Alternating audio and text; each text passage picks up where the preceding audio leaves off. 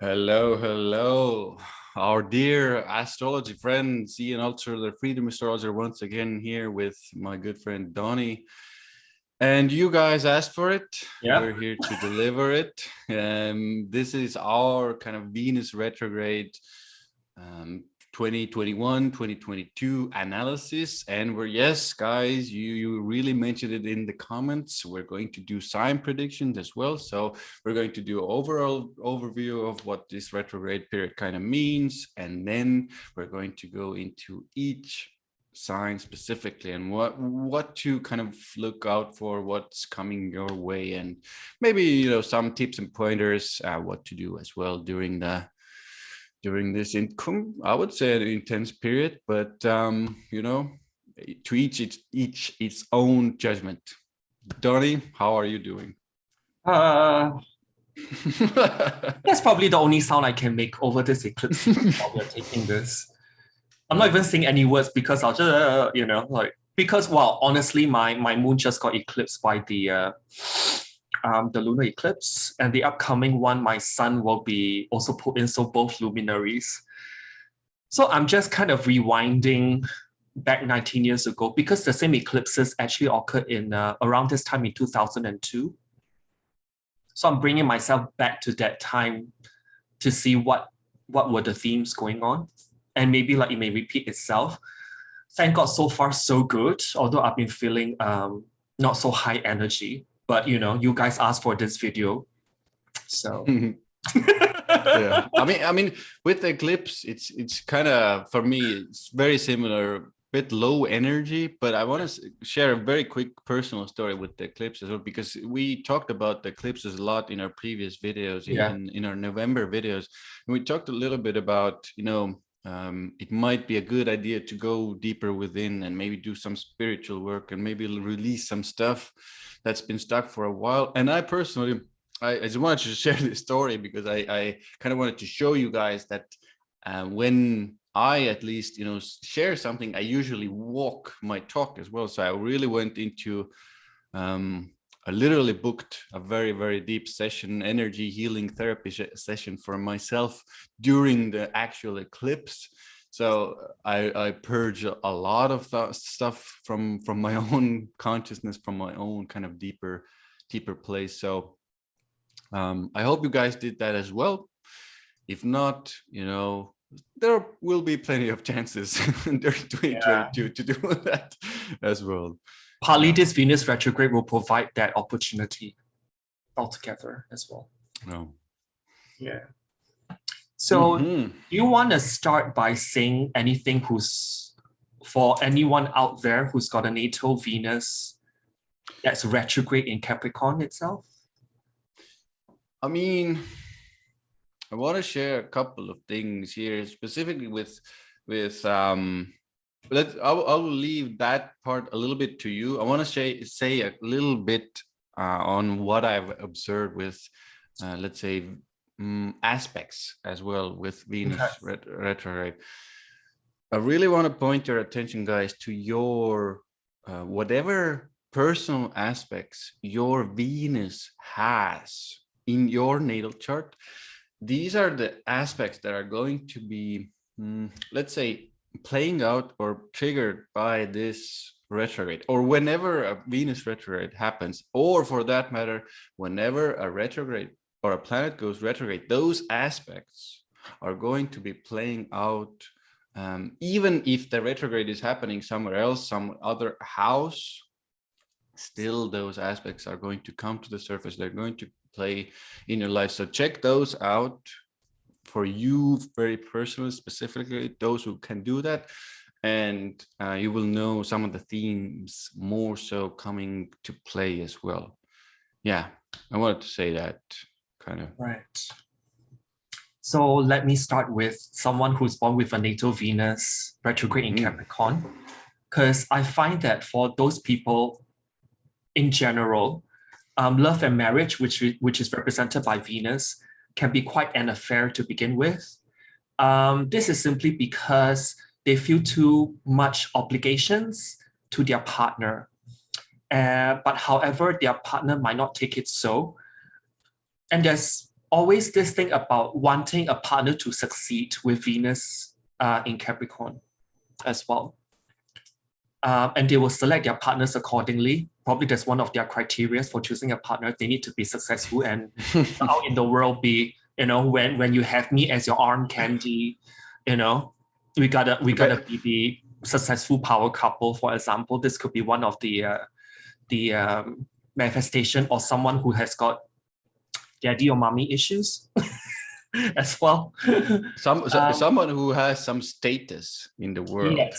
Yes, that can be like a chronological age separation, or you may just simply attract someone who's around your age, but psychologically they're just probably more mature or beyond their years as well. And for someone who's got Venus retrograde in Capricorn natally, they also like to manage their relationship as per their will, but this might actually in a certain way get in the way of their relationships with the partner, as they tend to like want to manage, because Capricorn is a managing sign. And last but not least, I think that Venus in Capricorn, they're also very committed towards professional development. And so that those times that they prefer to engage with the world out there, Capricorn, to accomplish and achieve things, it might also matter with their personal love life too. They may also settle down a bit later as well. That's what I found. Do you have anything to add? Yeah, I think the managing thing is quite important. Really, that practical assessing of the partner, the relationship. I've seen. It's almost like they need more coaxing to open up. Definitely, I think that's really like the opening up takes longer. And there's kind of like this almost, I would say, like a shell over that opening up, which is all about that material practical stuff, status, be my kind of co-achiever, we could say that. And I think, at least some of that needs to be let go as well. But, you need to own it as well, that you need somebody who can provide these things and be there for you in these matters. So it's important to own that. But I think when it gets difficult or in a relationship, that the dynamic where it gets difficult is when you really start to kind of organize and manage that other person constantly, or a business partner as well. It doesn't really, not everybody is a baby, and most people are grown up, so they can usually manage and organize themselves. Baby as and well. Parent, because Capricorn is one of the signs of the parent as well. Yeah. Oh yes. So one can be the parent to another, kind of. Definitely, one can be the older and the younger, and there's that dynamic there as well. And when Venus is in retrograde motion in your natal chart, all those that we just discussed, me and Ian, will become more pronounced because Venus is closer to Earth as well, as compared when she's in direct motion. So I've actually written down some Venus retrograde in Capricorn celebrities. Just to name a few, like Seth Green, the model Amber Valletta. If you're around our age, you probably know who she is. Elizabeth Banks, Christian Bale, the actor. Oh, nice. I like him. Kimberly Wyatt from the Pussycat Dolls. That means non-Nicole Scherzinger, one of those behind her. Sean Kingston as well. The singer, the one who sang Beautiful Girls. I think that's his most famous song, just to name a few. And why not we jump into the main meat of it all? With this right now, I can't remember if you mentioned the commitment part, because this is the really one of the, like, let's say, positive manifestations of Venus in Capricorn. They are, if they finally commit to somebody, the commitment there is kind of, it's almost like they don't break the vow or agreement that is there, be it the business, because in business there's contracts, and agreements and vows, so they don't break those.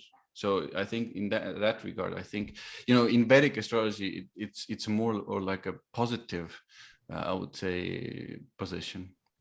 Well, I think Maybe not in mythology, Aphrodite is one of the few that can melt Cronus's heart. So. Nice. I just want to say, because very often, you know, in modern kind of Western astrology, because the Venus in Capricorn gets undeservedly at times gets a bit of a bad rap, I would say. That's why I wanted to mention like the deeper commitment side of things. And probably when she's natally retrograde in your natal chart, if you have that actually may take you longer.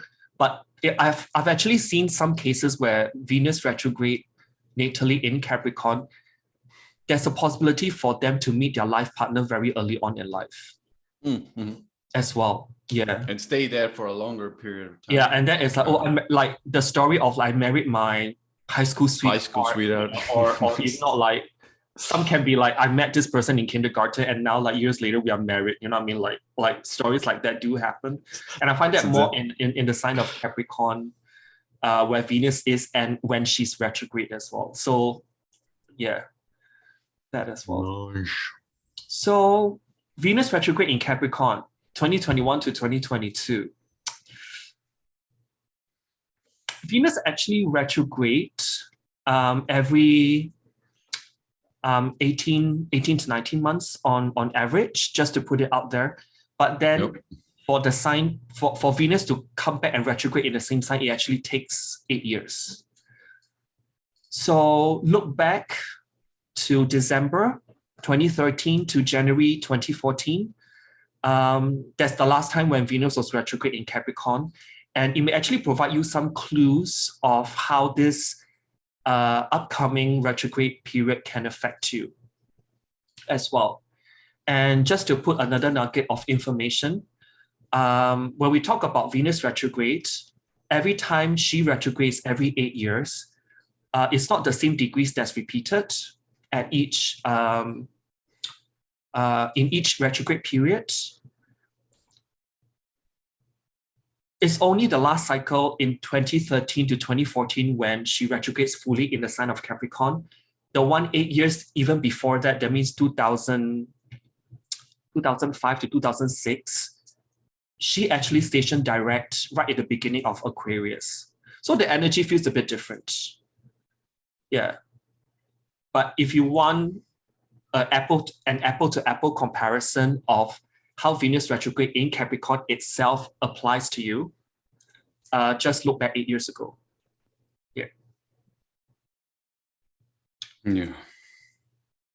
So what is Venus to you? Oh yes, I kind of like dissected it. I like to dissect. I like to dissect things, and I dissected this into basically, let's start with what it's all about. Every time it's all about relationship. We can't really go without talking about relationship, partnership, business partnerships. These are going to be at the forefront for all, depending on where in your house. I don't even basically care where it's in your house going retrograde. The relationship theme is going to be one of the biggest themes here of all. Second, money. Let's be really honest. Money is going to be at the forefront. But for me, I always, when we're talking about Venus, the last, say, dissection where I put it is always our worth. And it's, I think, because, we live in such a material, practical world. Of course, money, relationship, partnerships, these are all important. But in my view, this is a really big time. Every Venus retrograde for me is a really big time, especially if your Venus ruled, let's put it that way, if your ascendant is sun, moon is Venus ruled. If you're Venus ruled, then especially it applies for everyone to go really deep into yourself as well, and to see and start understanding where and what you are actually worth. And if there are blockages, if there are things kind of stopping you from seeing your worth, and especially in this kind of Capricorn suppression kind of energy, then it's a really good time to reassess what we are worth on the marketplace as from a practical point of view, but Marketplace is also Capricorn. So but also from a, like an internal perspective, like my inner worth, and my inner worth or our inner worth, it's not always, you can't always put dollars and cents on it. But when you work on that inner worth and start to see, okay, I'm doing this really good, and I'm actually worth much more as a human being, then actually these practical, material, tangible things, possessions, Venus, can come your way. You can be more certain to ask for more money for your services, for your business, for your products, or in business deals, etc., etc. So I think this period is always a good time to reassess relationships, partnerships, contracts, inner worth, money. These are, my kind of main things that we're going to be doing. Yeah, I mean, Venus technically goes retrograde for 40 days and 40 nights, starting from December 19 to January 29. We'll probably feel this 40 days the most strongly when she is exactly in retrograde motion. But then we can't discount the shadow periods. Oh, yes. So you've got one time, then she goes retrograde, and then the third time. So if I were to take into account the whole exact period where Venus moves from 11 to 26 of Capricorn this time, it starts from 17th of November of 2021 all the way to 1st of March of 2022. So you've got all this chunk of time when Venus is moving back and forth in this 15 degrees of Capricorn zodiacally to actually rework a lot of Venusian things. And even on a bigger picture, if I were to even count in when Venus enters Capricorn and how long she actually stays there in Capricorn, 4 whole months of it. Yeah.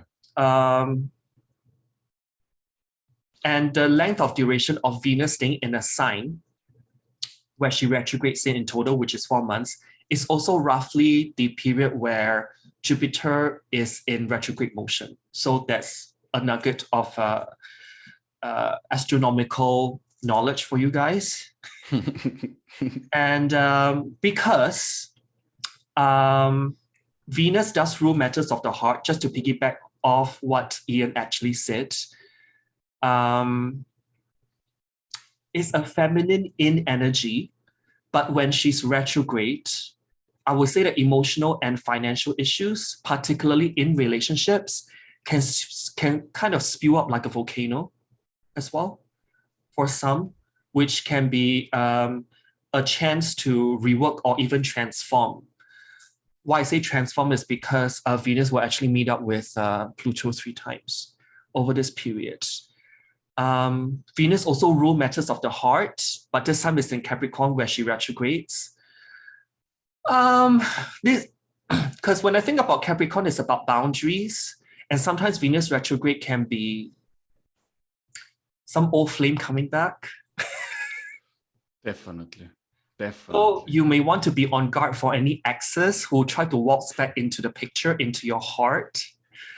I really want to say something about this really quickly because it's funny, and it's sometimes it's literally. I've had many experiences with this. Literally, one experience was a person. Every day I walked to my then job on my specific route, and never did I see that person there. And when Venus went into retrograde, like I think it was the first or second day, she went, oh, just the person I kind of broke up from maybe a month before that. So these kind of literal things can happen. Or the second part is you might be thinking, kind of rehashing, oh, I did this wrong. I did think, oh, maybe I should have said that, and then you can take the phone and start texting, and those things really start happening. So you can be the one rehashing, or they can actually come to your doorstep. I've actually got a girlfriend or female friend who actually told me this story that that happened to her like just 2 days ago. I think there was a exact Venus Uranus trine, and Venus is already in shadow, and she bumped into her ex on Tinder. That's one of the that's exactly what's literal. That's a very literal. Like swiping is like, oh, there's my ex swipe. And you better swipe left. I guess it's. I mean, it is a chance for you to kind of reassess if you really think you made a mistake there, and you both feel like it's a time to reassess. It's no, we're laughing and we're making jokes, but it is a time to kind of reassess if you need to reassess those relationships as well. So it is so take that time if you need it. Well, but also that while this Venus retrograde is going on, is like touching Pluto 3 times in total. So any power struggles in existing relationships might be flagged out as well. And issues within your career, Capricorn, may also be flagged out. Maybe there's relational issues with you and your boss or manager that can be flagged out over this Venus retrograde. So, and Capricorn is also about setting boundaries. So you may want to relook at where have you kind of slipped up in terms of defining your own personal and professional boundaries in your life. Just from a kind of practical way, are we doing the conjunctions as well? Not yet. We'll go to that in a minute. Okay. Yeah, okay. This is more like I want to say so much about it. I guess even more. We'll just put it light in the moment. We'll go into the heavier stuff later. Let's do that. Yeah. Oh, but anyways, this also brings me to my next point. Make sure you're setting plenty of time for yourself for self-care, because Capricorn energy doesn't always know when to take a break. So for the same reason, you might end up feeling drained in your relationships more over this retrograde period. Just a lot of things that you may have overlooked or not defined well, Capricorn, might be flagged out or flagged up for you to take a step back. And you might be feeling more tired than usual. Hence, you need to take more time to recharge your batteries. Especially if you're Venus ruled, like especially ascendant, I would say if ascendant is in Libra or Taurus, the kind of let's say lower energy might be there. You need to rest more, reassess, rehash a little bit more than others, but yeah. Or Venus in the first house. Oh yes. And Venus in Capricorn, when she goes retrograde, also highlights themes of like old-fashioned courtship, courtesies, traditional romance, and family values. But however, when Venus actually goes retrograde in Capricorn, in this case, I will also say that the less sanitized or like the underbelly of stuff is revealed. So maybe someone who is in front of you, like, seems whiter than white or very prim and proper, they show that side to you. But when Venus goes retrograde, you may find that they have been behaving with disgrace behind the scenes. And this might actually kind of break that bubble or break that impression of you towards that person as well. And Venus retrograde in Capricorn may also expose weaknesses, where the relationship has become kind of dusty, because dust is ruled by Capricorn, stale, boring, or uninteresting to either one or both partners. And I think that this recent Venus trine Uranus, because Venus will come back to trine Uranus 2 more times as well in the process. So maybe it's there's something new to be introduced in this case. A couple of things came to mind. I know you have. Almost relationships during Venus and Capricorn, especially during retrograde. Now we're adding retrograde, can seem like work. Literally, just like the almost like the fun and pleasure is sucked out of it, and you kind of. It reminds me of that Juno energy, like after the after the whole like, rose-colored glasses, all the romance stuff has gone, and now you have to do all the committed part and now the it's practical part. Just now reminds me it's of about work. Yeah. Yeah, it's literally like from a personal perspective. Also, the things you enjoy might not be almost enjoyable even, and there's like the taste of like Bitterness. I even should yeah, barren lands, or I shouldn't be maybe even doing Also brings this. along Also resentment Capricorn as well. Resentment. Mm. Kind of, because it's a Saturn root sign and it can bring that bitter resentment, like Yeah. I forgot to say about shadow. A lot of shadow periods. Shadow periods are very often these periods, and especially now with the Venus, it's about a relationship, money, inner worth. Shadow periods are the ones where you kind of start to see hints of what is coming up. Stuff coming up, and then when it starts to go station and then turns retrograde, these are usually times when somebody comes, some message comes, some money stuff comes, some sort of thing comes, and now you need to start reassessing it during the retrograde. Results come in the next shadow period during when we're coming out of the retrograde. Yes, and I also want to bring up a note that Venus retrograde, it doesn't mean that she will destroy. She simply actually illuminates. So if your relationship does need work in this regard to derut or de-stagnate, this whole period, 4-month period, I would say, when Venus is staying for a longer time than usual in Capricorn, is your chance to fix things, or at least try to reorganize things, to make it, to refresh it. Yeah. Don't shy away from working on your relationship or money stuff or worth stuff even. It's needed. And you know what? Something just came to my mind, because when Venus retrogrades in materialistic Capricorn, because it is an earth sign after all. Oh yeah. We may be reminded that money isn't everything. But most commonly, I would say that this occurs via a period of financial shock or loss, if it happens down that route.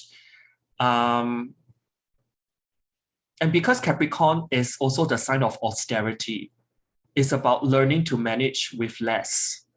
So maybe a lot of us will be doing budgeting, for example. I would say so. And being like stingy, a little bit stingier with like giving out money. Like I don't know if I want to do this kind of more stingier with your purse there. Well, I suppose a nicer way to say it is like, how do you get to the essence of Venus? Because Venus rules essences, with less material things clouding over it. Minimalism is one thing. Minimalism, minimalism, like living a minimalistic lifestyle. Yeah, because Capricorn is also about material ambitions. And when she goes retrograde in that sign, how do I tap into Venus's energy without those outer material validations, Nice. and the accompanying goals that come along with that. But it also talks about that rethinking of your work-life balance as well. Nice one. That may be one of the theme that may come up. But at its best, I would say this retrograde period allows us to stand back and reflect on both love and money in many ways. Brand new relationships that may find that Venus retrograde marks the end of the honeymoon period. That's what we mentioned earlier. And that allows a deeper love to develop. It's like the Juno energy I was mentioning earlier. But in established relationships, ensure that the power between both partners are distributed fairly, and focus on the reawakening of the spark that drew you together in the first place. So never forget that. Because Capricorn also rules time. Very nicely put. I want to kind of put one piece on it. It's a really testing time as well for relationship, because Capricorn and Saturn is tests. So if Venus is spending so much in Capricorn and it's come back and forth, and then it is a certain kind of tests will be thrown your way into that relationship, being the business or partnership, and you need to work through them. You need to put effort in them to kind of go through them together and build that foundation, Capricorn, of your relationship even more stronger and strengthened. Yeah, so I would say that this Venus retrograde is like, it consists of major rebalancing, major reharmonization. But since Venus does kiss Pluto 3 times, there's also major transformation that comes along with it. Yeah, but transformation can go either way. We'll be reviewing a lot, reflecting a lot, reassessing a lot. Anything that's Venusian themes, relationships, finances, business opportunities. And when we say partners, me and Ian, we not only talk about personal relationship, but it's also referring to business partners as well. Yeah, in this case. Because I want to say one thing, I think, because, you know, a lot of ways, in a traditional way, you know, Venus rules the 7th house. So it's 7th house is a lot about, or the main topic always brought up with the 7th house is marriage or a partnership, you know. But the 7th house for me, every time something is happening in the 7th house, it's the relationships I'm having with people, be it business, be it a friend. I know friends are in 11th house, but it's still the relationship house. So all sorts of relationships are actually represented by Venus. It's not only kind of, you know, marriage or business. It's every kind of relationship you're in this life. Well, I mean, 7th house, I mean, if I were to go back to astrological definition, it only refers to others. 7th house is others, but 7th house can also be marriage and socialization as well. Yeah. How we appear out in the public. Like, because 7th house, how I would imagine is when you step out of the house to engage with the world out there. And there's that moment, you know, very public house actually happens. Yeah. And I would say in the broader spectrum is mutual commitments. That's why it's not only referring to personal, but also business related. And sometimes it can be like to deal with legal issues as well, 7th house. Or what we project onto others, also 7th house as well. So anything more you want to discuss regarding the overall themes, like? Oh, one thing I almost forgot. Oops. Right. So if you're in a position of, let's say, thinking about purchasing a material possession, jewelry, for example, but it does, I would say, a lot of vintage material possessions. Capricorn. Of course, antiques, you know, these things come into play. But like, if we're talking about Venus in general, it's a lot about our material possessions. Now, these can take many forms, but it's important to understand that if it's been something that you've been kind of reassessing for a long time, you've been researching, you've been wanting it for a long time, then the retrogrades actually offer you like an opportunity to get it cheaper, and it can be good. But only in that case that I've seen this. If it's something entirely new, and this is important, guys, I've stepped into this blunder myself, so I'm going to do it, going to give it to you. If it's something entirely new that's coming to your consciousness, maybe you see an ad, maybe you see a oh, I want it now, then I would actually wait until the retrograde starts to subside, and we get to the after shadow period. And I would research about these things to see if they're really valuable and as valuable as they're kind of presented, and do we even need them. Then you can do the kind of get the better quality and better price thing usually during the shadow period that kind of comes after the retrograde. So this is one, I think, to save kind of your money as well. You know, Capricorn, all about saving. Yeah, I think it's also, since we talk about Venus being linked to money, it's also a good time to review your finances in this case. So review your finances and business plans as well over Venus retrograde period. They may be very a productive time just to do that. Because when Venus is retrograde, particularly in Capricorn, this provides you a window where to check where you're at financially anyway. It may not be the best time to invest when Venus is actually in retrograde motion, because investments may actually lose value when Venus turns direct again in its final pass over the same shadow degrees. Probably the only possible exceptions to this may be like something that you've even wanted way before the Venus retrograde. Exactly. Yeah. If it just occurred to you that desire came in during the retrograde period, I would just hold it off a little bit. Something vintage might be nice to get over this period because it's Capricorn, you know.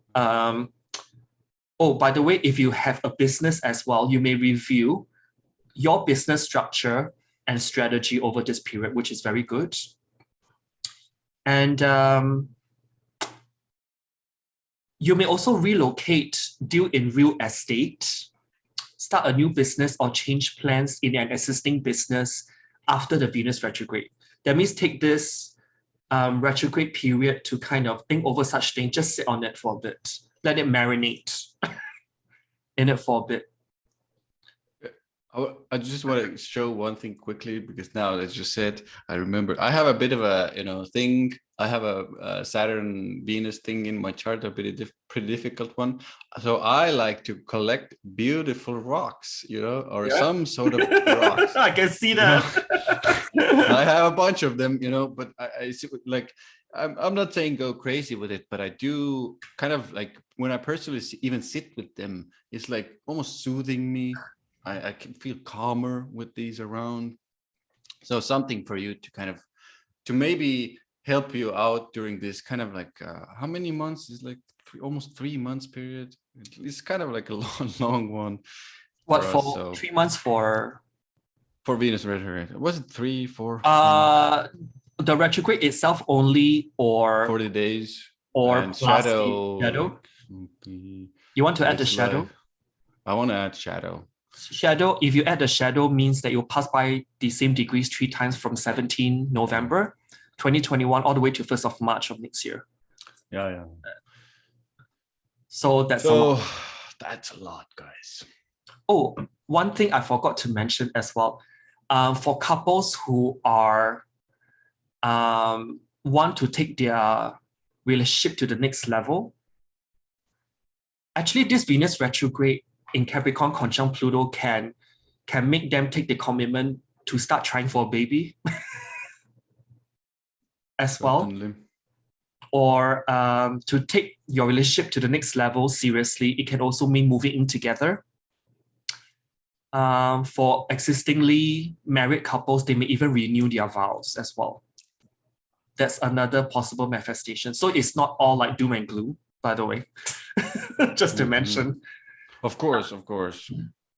I think as we go through this emotional and physical transformation over this Venus retrograde period in Capricorn, we are just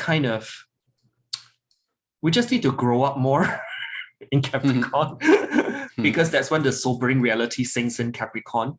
And if relationships are just not built on reality, then those will have to be somehow excreted from your life. Yeah. It's getting serious about the relationships, guys, and partnerships. It's a time to do it. One thing also stand out to me is about the theme of sharing your feelings over this Venus retrograde period. Because Venus in Capricorn is one that can be like anything that you have somehow neglected, Capricorn, something that you have just stuffed away, you rather not share with the world. So in other words, if you haven't been dealing with your own feelings, and this Venus retrograde comes along, say what you've been trying to stuff down your own body, although it may come up like a volcano, but but I would say that you will express how you need to express yourself over this Venus retrograde if you have been kind of stuffing some issues away. Because what happens is that when Venus goes retrograde, the stress within you, if you've been stuffing things away, if you've got planets in Capricorn that's being activated by Venus, the stress held down in your body can actually magnify because Venus is closer to the Earth. And if you just keep it bottled up, it can actually cause you ill health over this Venus retrograde period. So in order to shift your energy around, because Capricorn is like a downward pushing energy, just down, Earth signs have those kind of energy. And you may want to try movements such as dance or walking, writing a journal, do some breath work, to cry. Always good. Always good. Or talk to someone who's a trusted confidant. Yeah, because Capricorn is a very physical, earthly sign. So when you do these things, real physical things are likely to change as well. And this includes like your relationships with other people. And yeah, just build new structures in your life. Maybe even try out some new routines. They may actually help you. This reminds me also, because Venus is also a lot to do with kind of eating food and pleasures, you know, wine. So there might be, less opportunities maybe during the retrograde. And with Capricorn, there might be, yourself not allowing as much, pleasures into your life, be it food or wine or something. So there can be like almost like a limitation from the outside as well, or not allowing you to do those things as much as you're maybe used to during the festive period, Do you want to share your screen regarding the aspects that Venus will make? I have some dates, but yeah. Let me take this one. Let me animate this one. Okay. Oh, I can't hum. I can't now remember. Now I remember, Donny. This is where I hum. This is where I hum. Okay. Oh, there we are. I think this is where we 20th, so we can go even back one day where it stations. Right. Actually, can you go back to maybe 2 weeks before Christmas, maybe on the 13th or 14th? Yeah. So as you can see from this screen, like Venus and Pluto have already met for the first time just before she goes retrograde. And if you zip past 2 weeks later, Venus is still around there. So for roughly 2 whole weeks, Venus and Pluto actually conjunct. And this is like for the astro community celebrating Christmas. Yeah, it may be asking you to like, how do you show festive mood, Venus? How do you celebrate Venus with less? By changing habits, Okay, are we? Let's take Pluto now with Venus or the conjunction. Let's talk about it more deeply. Right, sure. Because I think there's something to be said about this conjunction. Oh yeah. And I want to draw, guys. I know it's a little bit harder to see from the dignity table here on the screen, but the conjunctions are actually happening in the term of Saturn as well.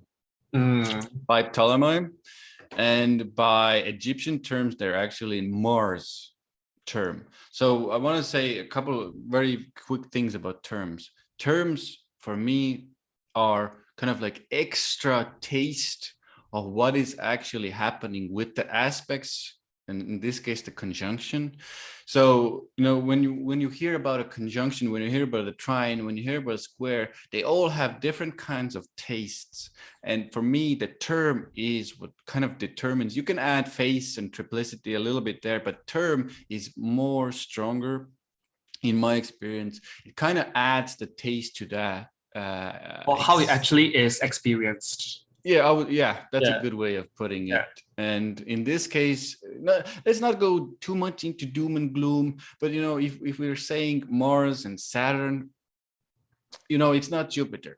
So there is a kind of an extra added layer of Martian and Saturnian energy added to anyway Saturnian, Capricorn, Pluto.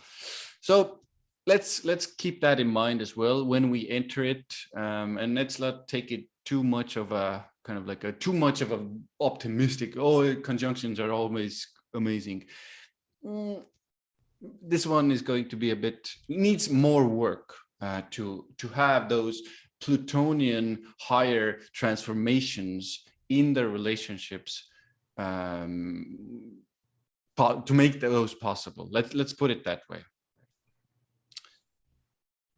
Yeah, and Donny, I think, already mentioned at the beginning of the video about power struggles, jealousy issues.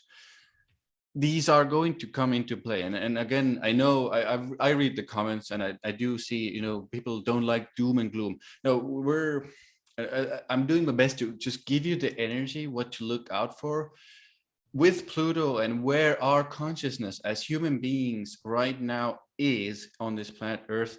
These issues, these power games, these jealousy things, these are going to come up anyway. So it's not doom and gloom. It's more like presenting what one side of the energy or one side of the coin is. But having said that, these power games, these jealousy issues, these power dynamics actually within partnerships, within relationships, these are here to kind of show you what's going on underneath.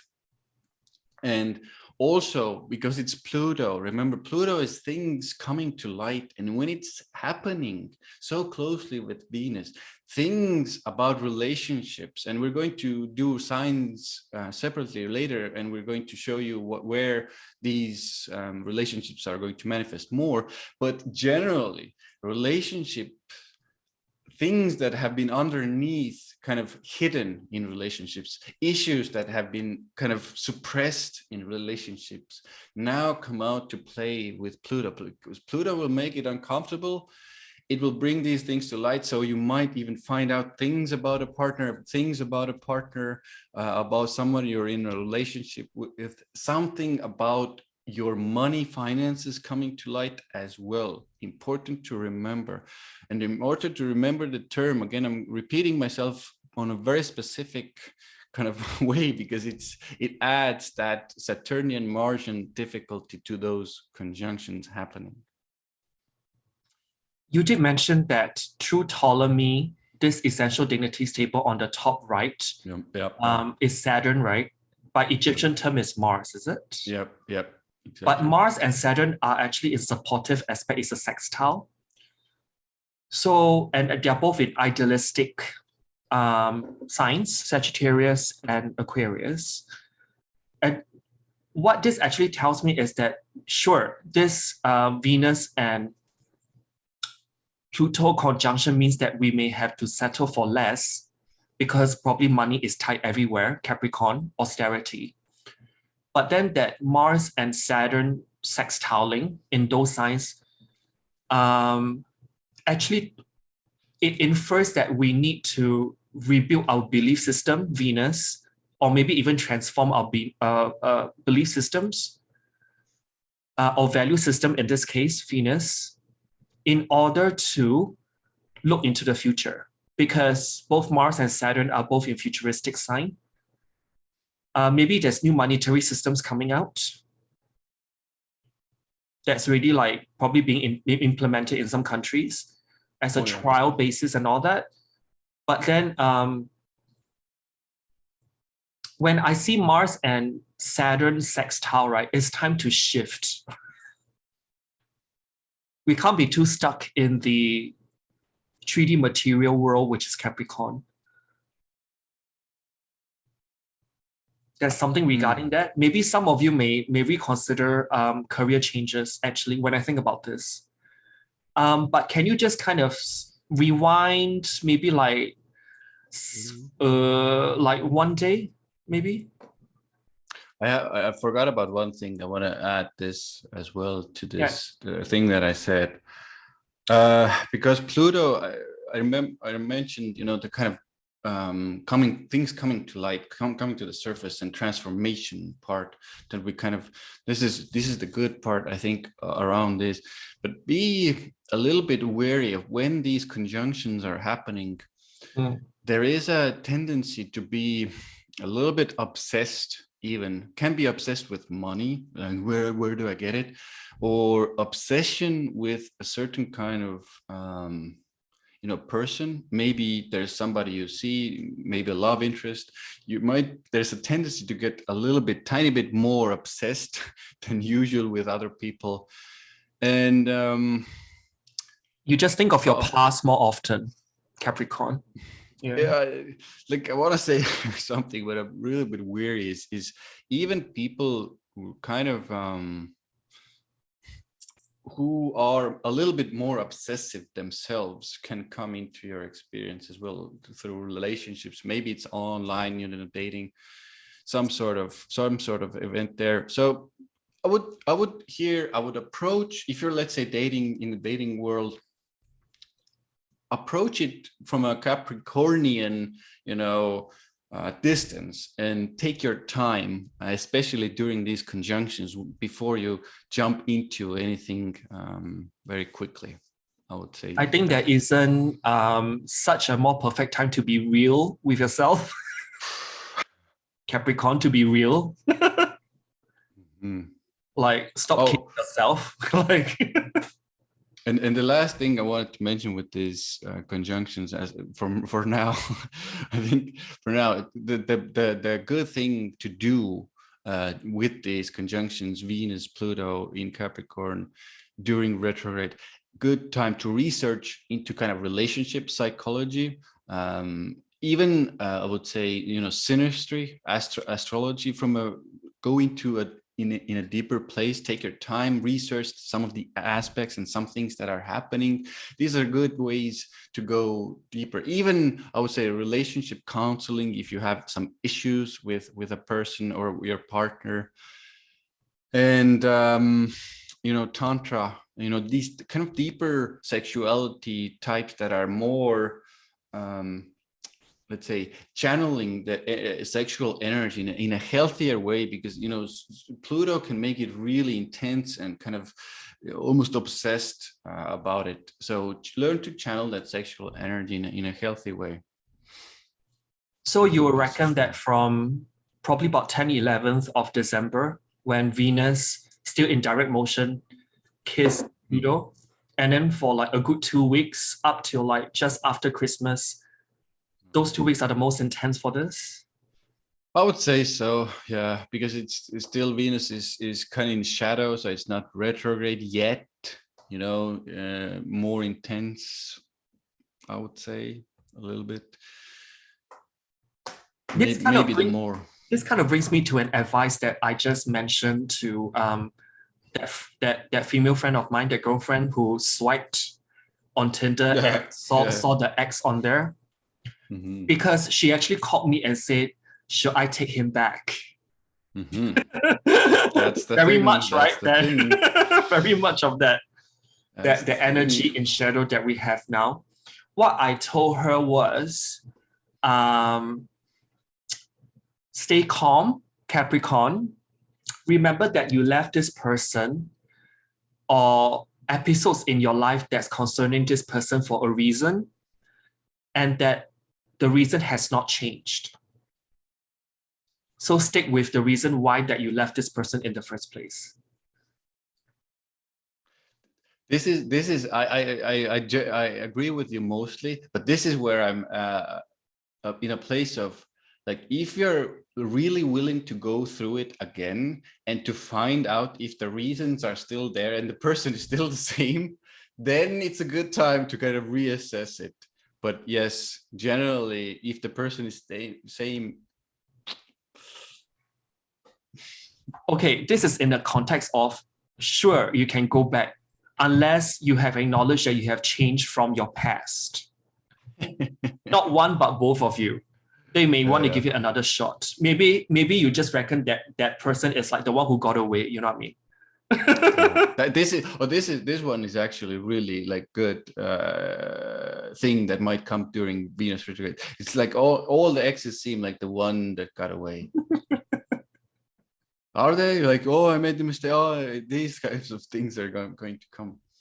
But do look out for anything that's imbalanced when you're with that person, if the ex actually comes back.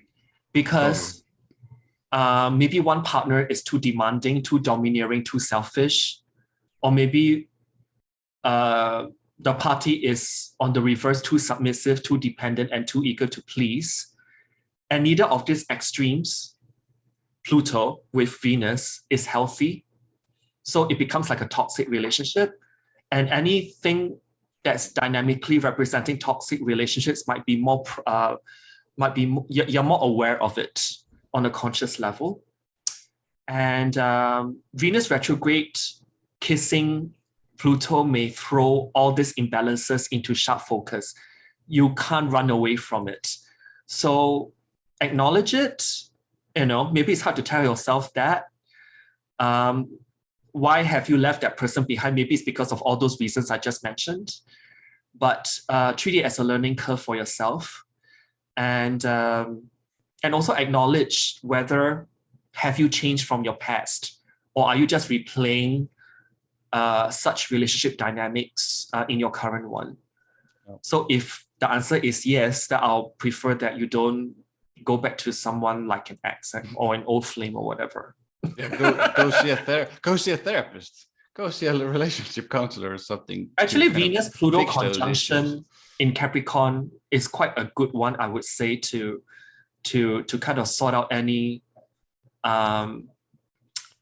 relationship imbalances that you may have, because this conjunction can actually help you to transform or at least transmute certain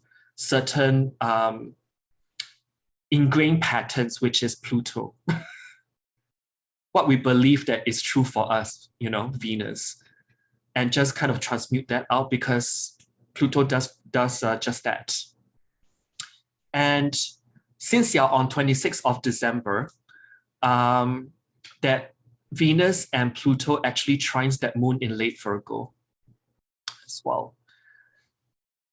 This actually can be a very good day while Venus was retrograde.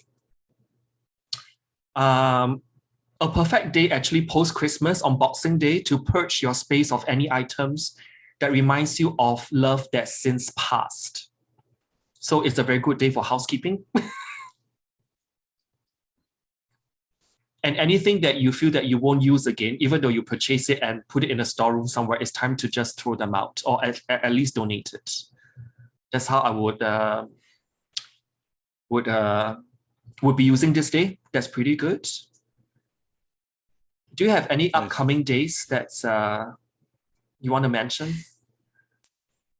I don't think so. I think I mostly wanted to kind of mention the shadow period, when it goes retrograde and when it comes out. I think can you fast forward 3 days? What is 29th? 29th. I like this because Venus retrograde conjunct Mercury. Together with Pluto nearby. Because Venus and Mercury actually buddy up in the sky, I would say that if you've been taking, probably from now all the way to then, 29th of December, to think about relationship and self-worth stuff, 29th of December can be a very good day to set and communicate what your boundaries are with others, with this triple conjunction. With Pluto, that means that you are dead serious about things. So there's some kind of redefinition of personal boundaries. And can we skip forward to 5th of January? And 5th of January, I quite like this because it can be a very dreamy day. Venus actually forms a lovely sextile to Neptune. Yeah, 20 degrees of Capricorn. Yeah, sextiling Venus, sextiling Neptune. So I would say that if you really want to, well, I'll just keep piggyback on what Ian actually mentioned about seeking a therapist to sort out your relationship issues. This can be one of the days where you want to book in for it. Yeah, when Venus actually sextile Neptune. Because the planet of healing, which is Neptune here, is helping Venus a lot. So a very much needed help, healing around heartbreak from the past can take place. So you may just want to call up your confidant, call up your emotional rock. This can be a friend, this can be a sibling, this can be because Venus can mean sister as well. Or just some of your, or simply anyone really, when I think about that. And you probably have some kind of insight into healing. Can we skip forward to 3 days later? This is when Sun and Venus actually kiss. Kazimchik. Yeah, so Venus is in Kazimi with the Sun. So 8th of January can be a very good time to examine your self-worth within both career and relationship realms. I think those are the main ones, except one last one. And this one is going back, can you probably scroll day by day until Venus trines Uranus?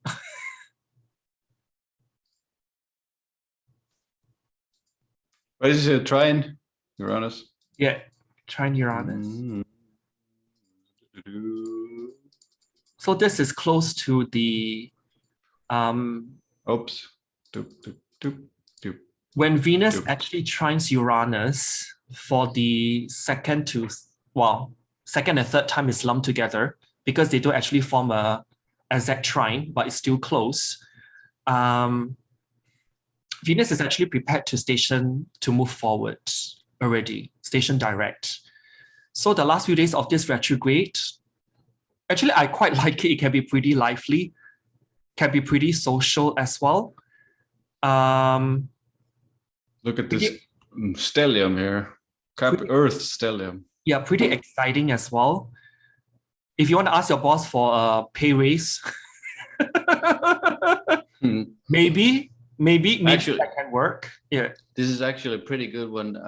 This is again a personal story. After a Venus retrograde, after putting a lot of effort and research into it, I actually managed to get a raise after a Venus retrograde. Obviously, I was using astrology, right. But I managed to get exactly the raise after the Venus retrograde period.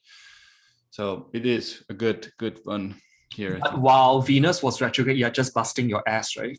Busting my ass and also understanding what I'm worth. It was kind of like both internal and external thing. I really need to understand what I'm worth and what I'm bringing to the table. I think that's about all the major aspects it will be forming while Venus is in its phase. And shall we go to the signs? Yeah, sure. I think that's what the audience is really like. Yeah. Give us the predictions. Yeah, let's just skip forward this whole chunk of like your info and just move to the signs. I just want to know about me. I would say that just as overall, just a 3-sentence summary. The energy of this Venus retrograde will be felt especially intense for, I would say, for Taurus Rising, Cancer Rising, Capricorn Rising, and Aquarius Rising, because Venus will go retrograde respectively in their 9th house, 7th house, 1st house, and 12th house. And I would say that the cosmos is asking you to dig deep into your psyche and personal lives. Aries Rising, Gemini Rising, Leo Rising, and Sagittarius Rising will also feel the challenges, but probably not as intense as the 4 signs I mentioned previously. This is because Venus is retrograding in their 10th house, 8th house, 6th house, and 2nd house, respectively. This Venus retrograde, I pretty like it for Virgo Rising, Libra Rising, Scorpio Rising, and Pisces Rising, because you can actually benefit quite a bit from this Venus retrograde because Venus actually retrogrades in their 5th house, 4th house, 3rd house, and 11th house, respectively.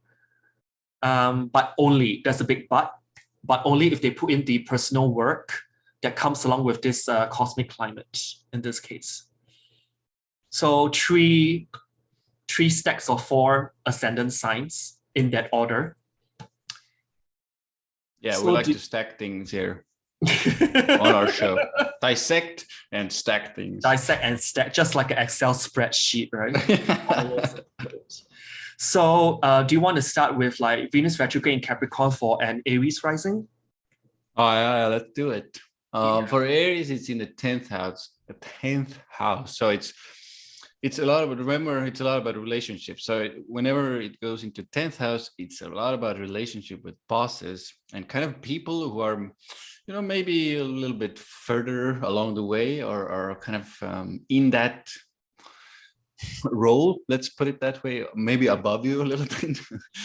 And these relationships are going to be reassessed, rehashed. There are going to be some transformations happening there. There's going to be things coming to light in those relationships, or you might even learn about things about these people that you didn't even know. Also important to understand that you know, it is a time to take these relationships and transform them and either take them to the next level with the bosses, or at times, you know, the kind of rupture or breaking away can happen there as well. What did I want to say about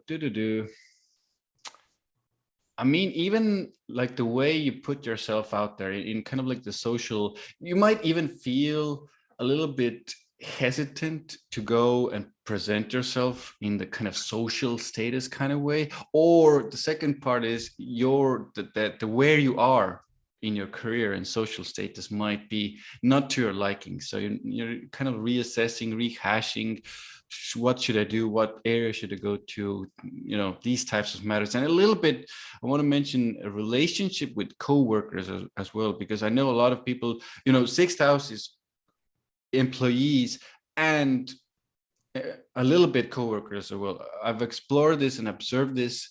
Both houses, when they get influenced, things with either your employees, co-workers get triggered. So you're going to be Aries rehashing, changing relationships with your co-workers as well.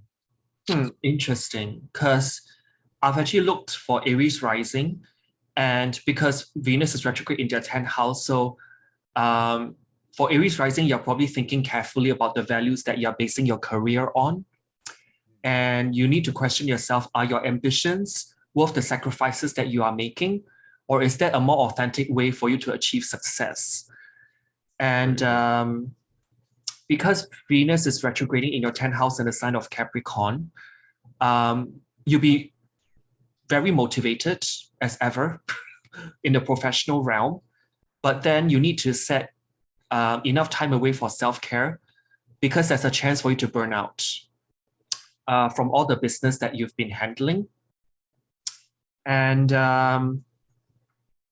since Venus is the ruler of beauty and money, this retrograde can be a good time to access your professional wardrobe as well. And you may be taking steps to dress for the job that you want. And one side note, because Venus does rule the 2nd house and the 7th house for Aries rising, Second house is self-worth, how much you are worth in the bank. Yeah. Seventh house is contracts, and 10th house is career. I wonder if a lot of Aries rising over this Venus retrograde will be job hopping. Yeah. As well. Can even, like think one career is good. Oh, I should maybe go in this direction.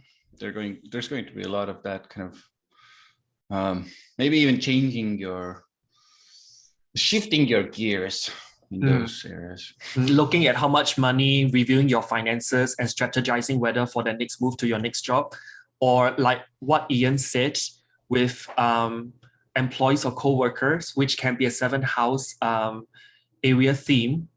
It may be that second house, your business is not really making as much money due to whatever external worldly circumstances for Aries rising. And then you just say, maybe I need to cut someone off. Certainly. Yeah. So there's something regarding like restructuring business strategies and all that. And for a more like family-oriented delineation, because 10th house can also mean, in most cases, I would say influence of the mother as well.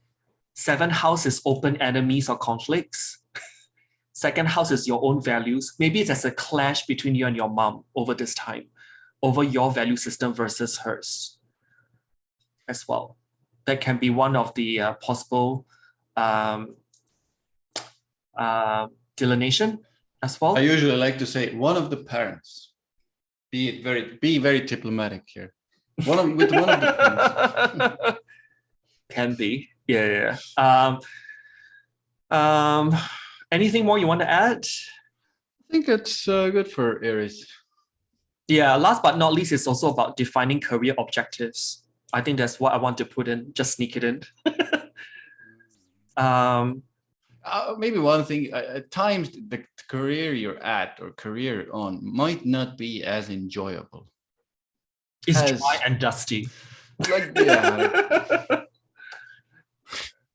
Good one.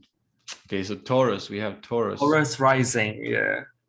Taurus, what do we have? We have ninth house. Yes. It's all about ninth house. So here in my experience, it's a lot about the father figure, mentor figure, teacher figure type relationships, and foreigners. Remember, guys, ninth house is foreigners. So if you have kind of more relationship with foreigners coming up, or in your life, let's say, then all of these themes that we've been mentioning, coming to light, some jealousies, power struggles, power themes, these are the people that these themes are going to be playing out. So I even wrote down here like sexual tensions and power games with teachers. So if you're in those types of relationships, maybe step away is one way to say it.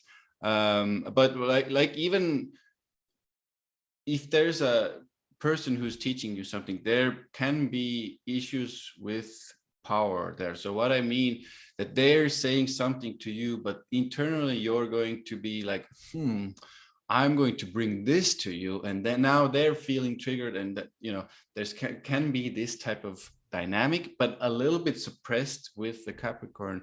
So be on the lookout with that.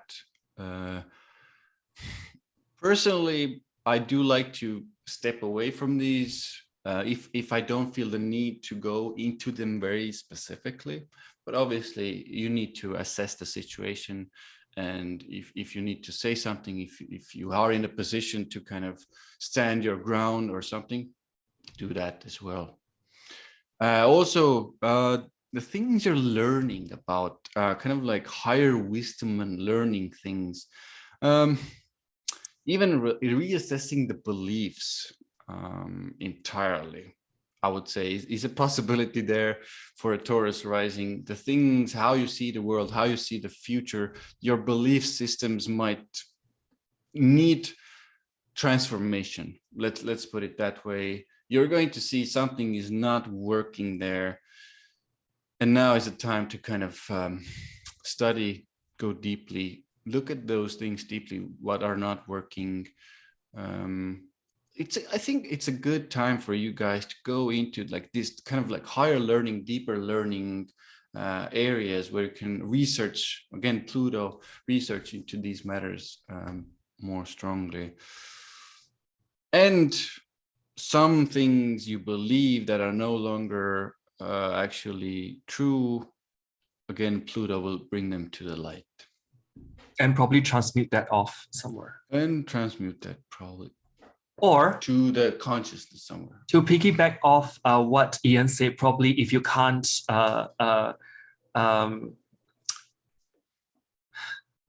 go many places over the holiday period, just ring us up. Ninth house is also astrologers.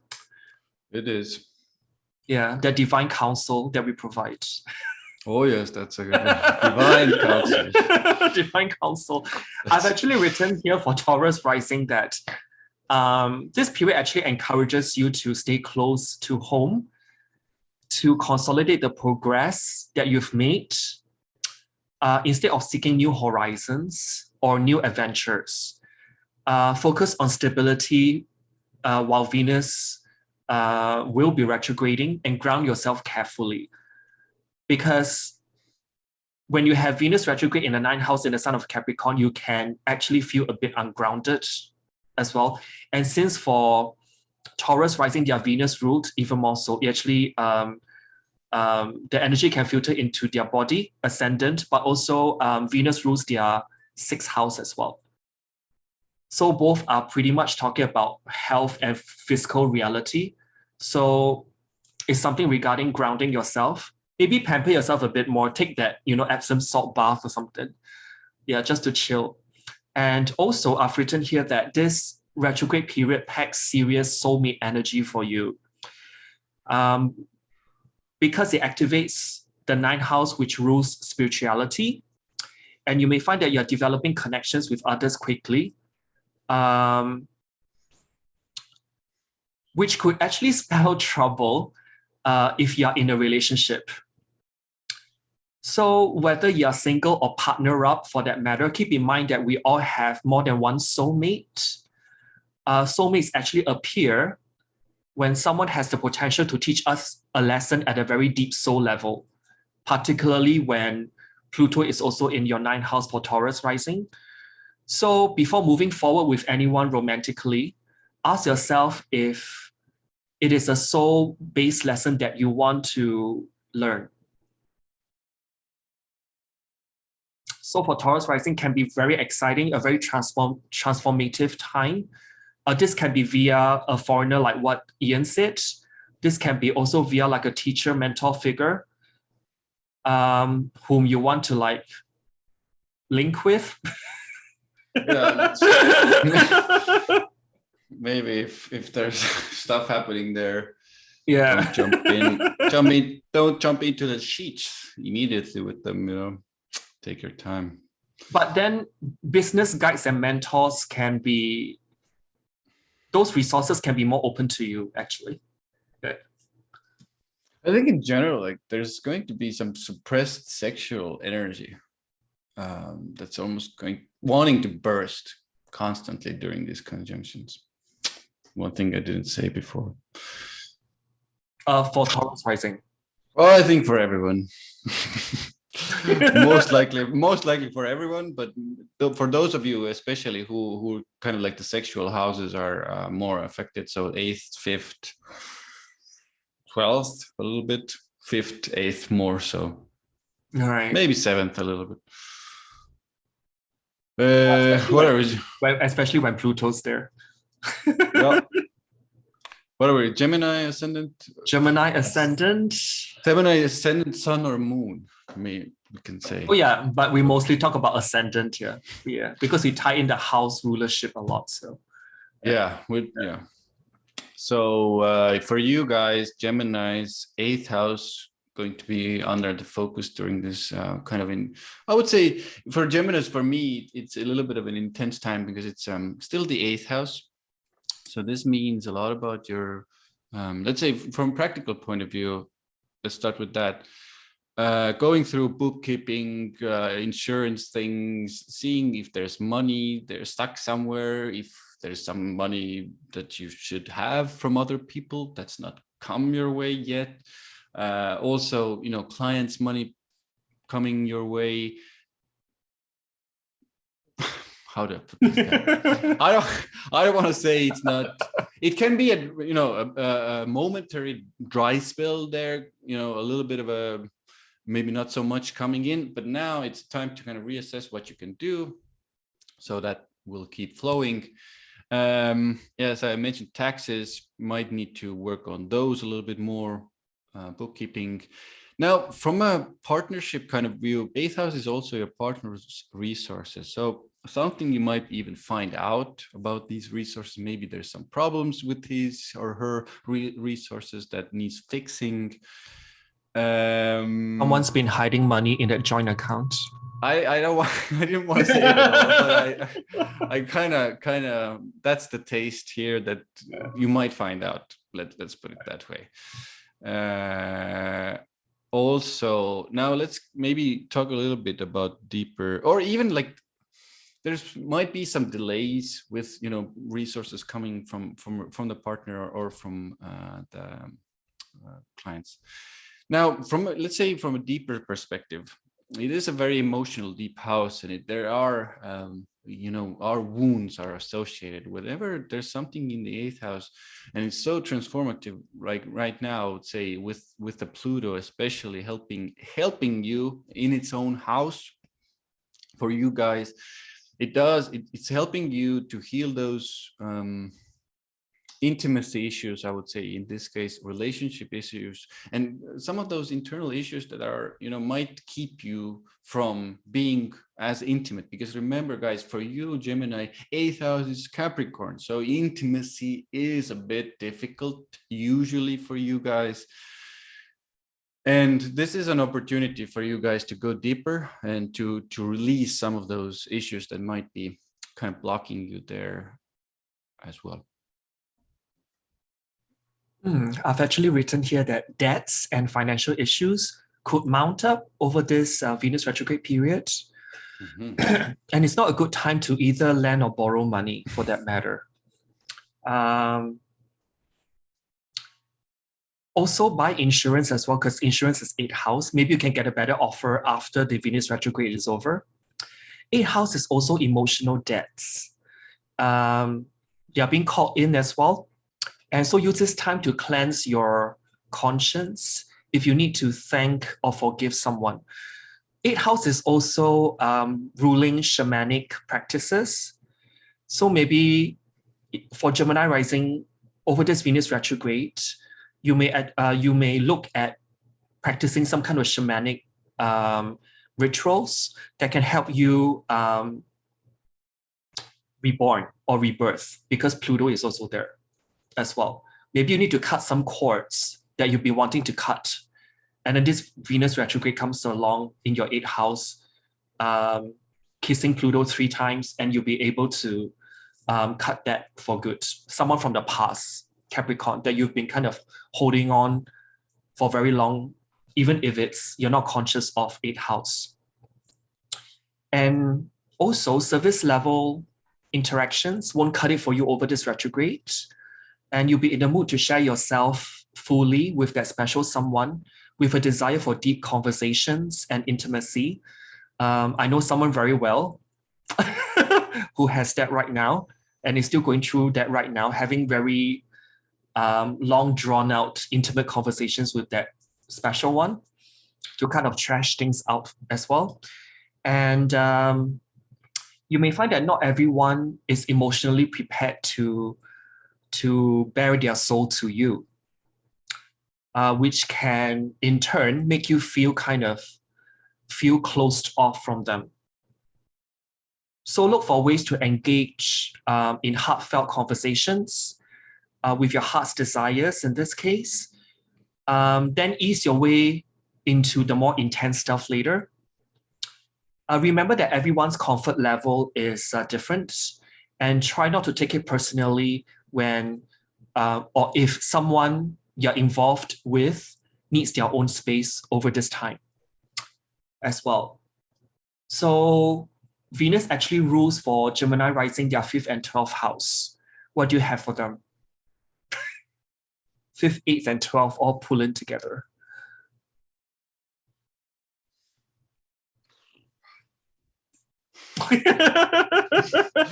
I think I know what you're gonna say, but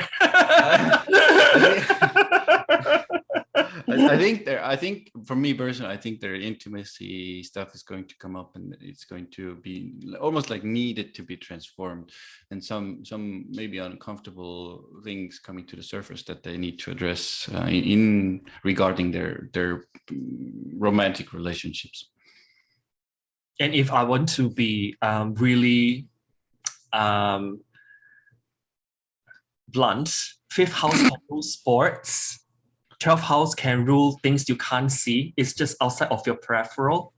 8th house can be like crisis or in the emergency room. So if I were to combine all these things plus Venus retrograde in Capricorn, just take care if you're doing sports, because there's a tendency you may hurt your knee, which is Capricorn. And you probably need a surgery, which is like Venus retrograde in the 8th house in Capricorn. Yeah, although there's other ways you can get a knee injury, which I won't mention here. Because let's say if you're spending time between the sheets, use the standard positions. Don't be on your knees too long. Yeah.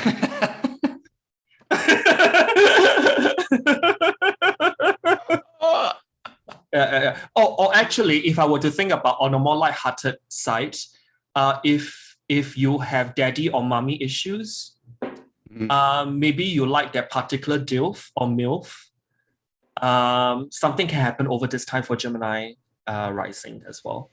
Maybe you meet someone who's very established, like much older gentleman. There's an age gap involved, and or a lady, of course. No biases here. And you're just interested in them, and you just walk up to them and start something new, And last but not least, 8th house Capricorn. Capricorn is dealing with restraints, right? So 12th house is big pleasures. 5th house is your sexual expression.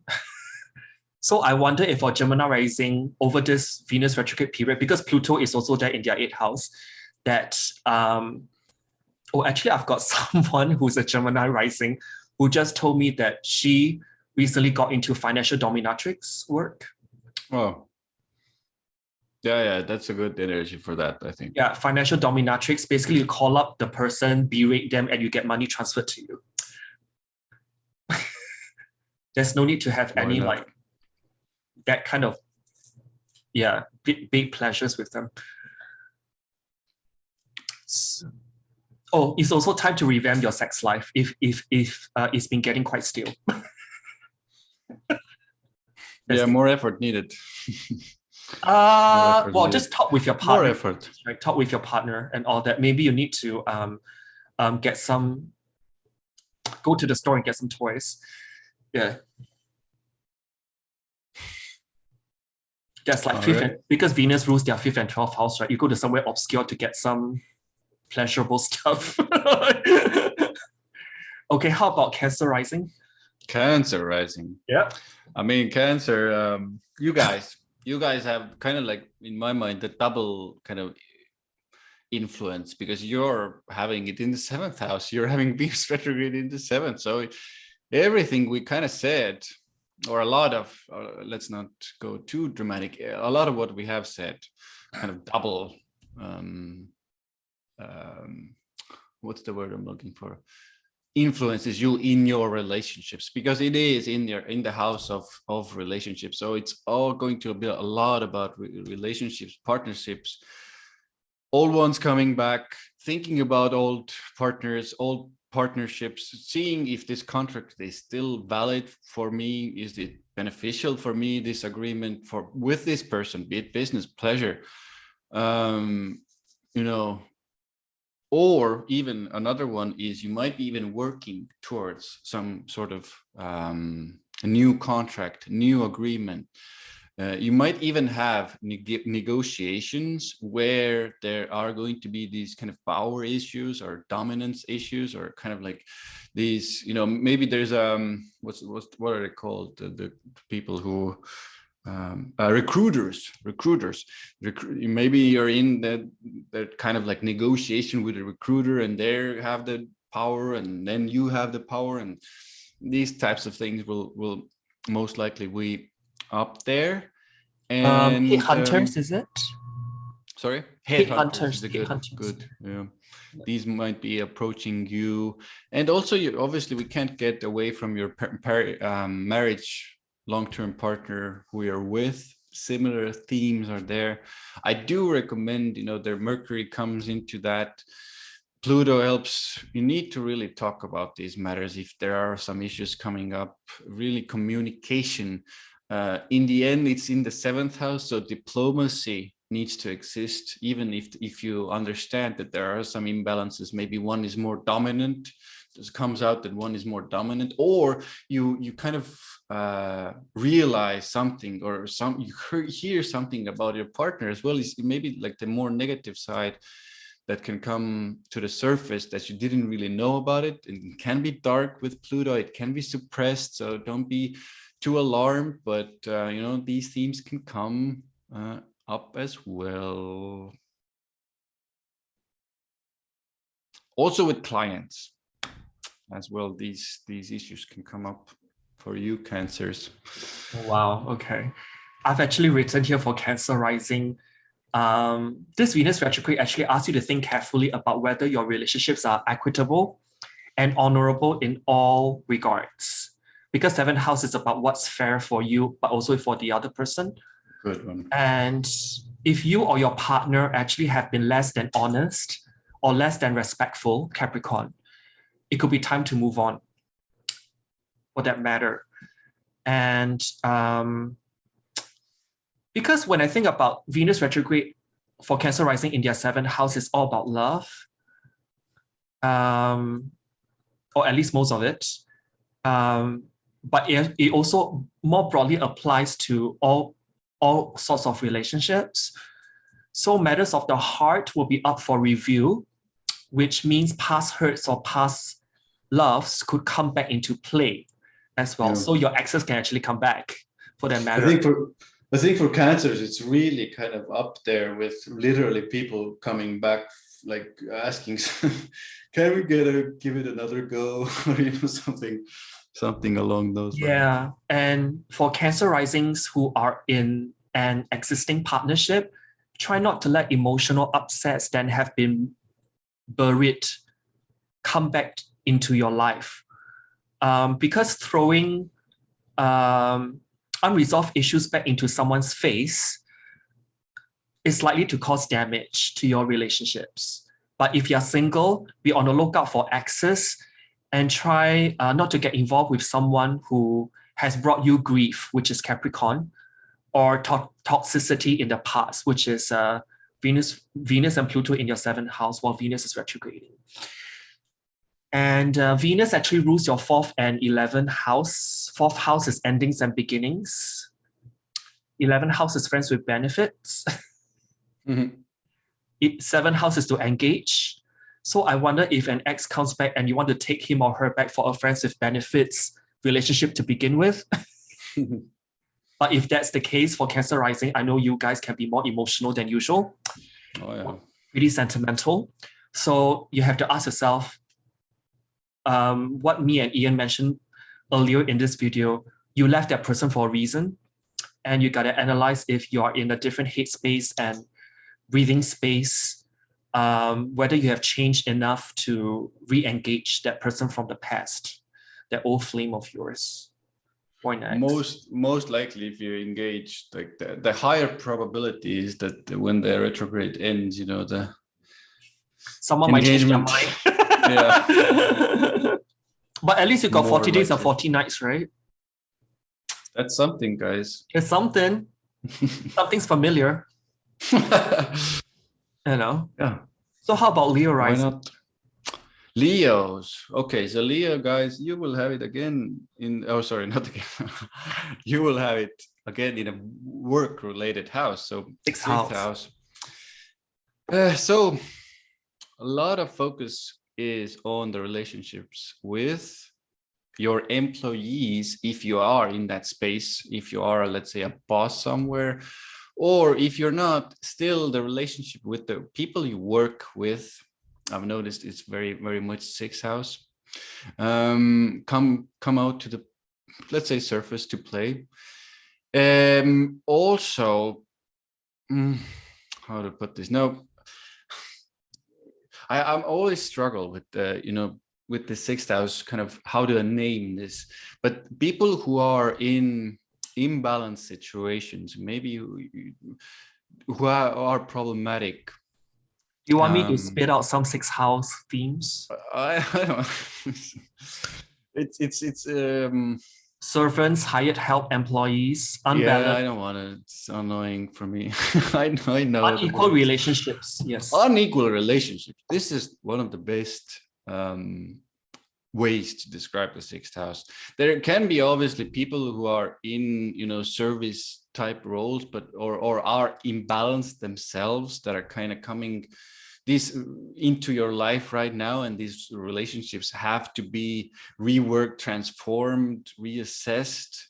Most likely, if the imbalance is too big, too large, you might need to, end them as well. It's a theme for sure. Now, from another perspective, things you do from a daily routine perspective, is it food, diet? Is it an exercise routine?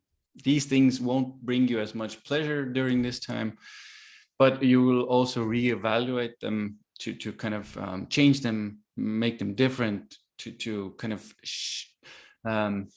transform them is, let's say, the best. Something you will find out something about these routines and things that will actually, if you change it, it will actually help you do create a better routine afterwards, after that, after the retrograde is over. And also, let's mention maybe pets. So some things with pets as well, there you need to fix, you need to reassess that you're doing. Some problems need to be worked there, and maybe you discover something about your health that needs to be worked as well. Oh yeah, I've actually wrote for Leo Rising that actually this retrograde period encourages you to think about your work and professional relationships. I think the focus here is to be on becoming a better team player rather than a lone wolf. This may mean getting your ego under control in order to work better with colleagues. This may be like a reshuffle in your thinking at work, because I know a few Leo Rising people.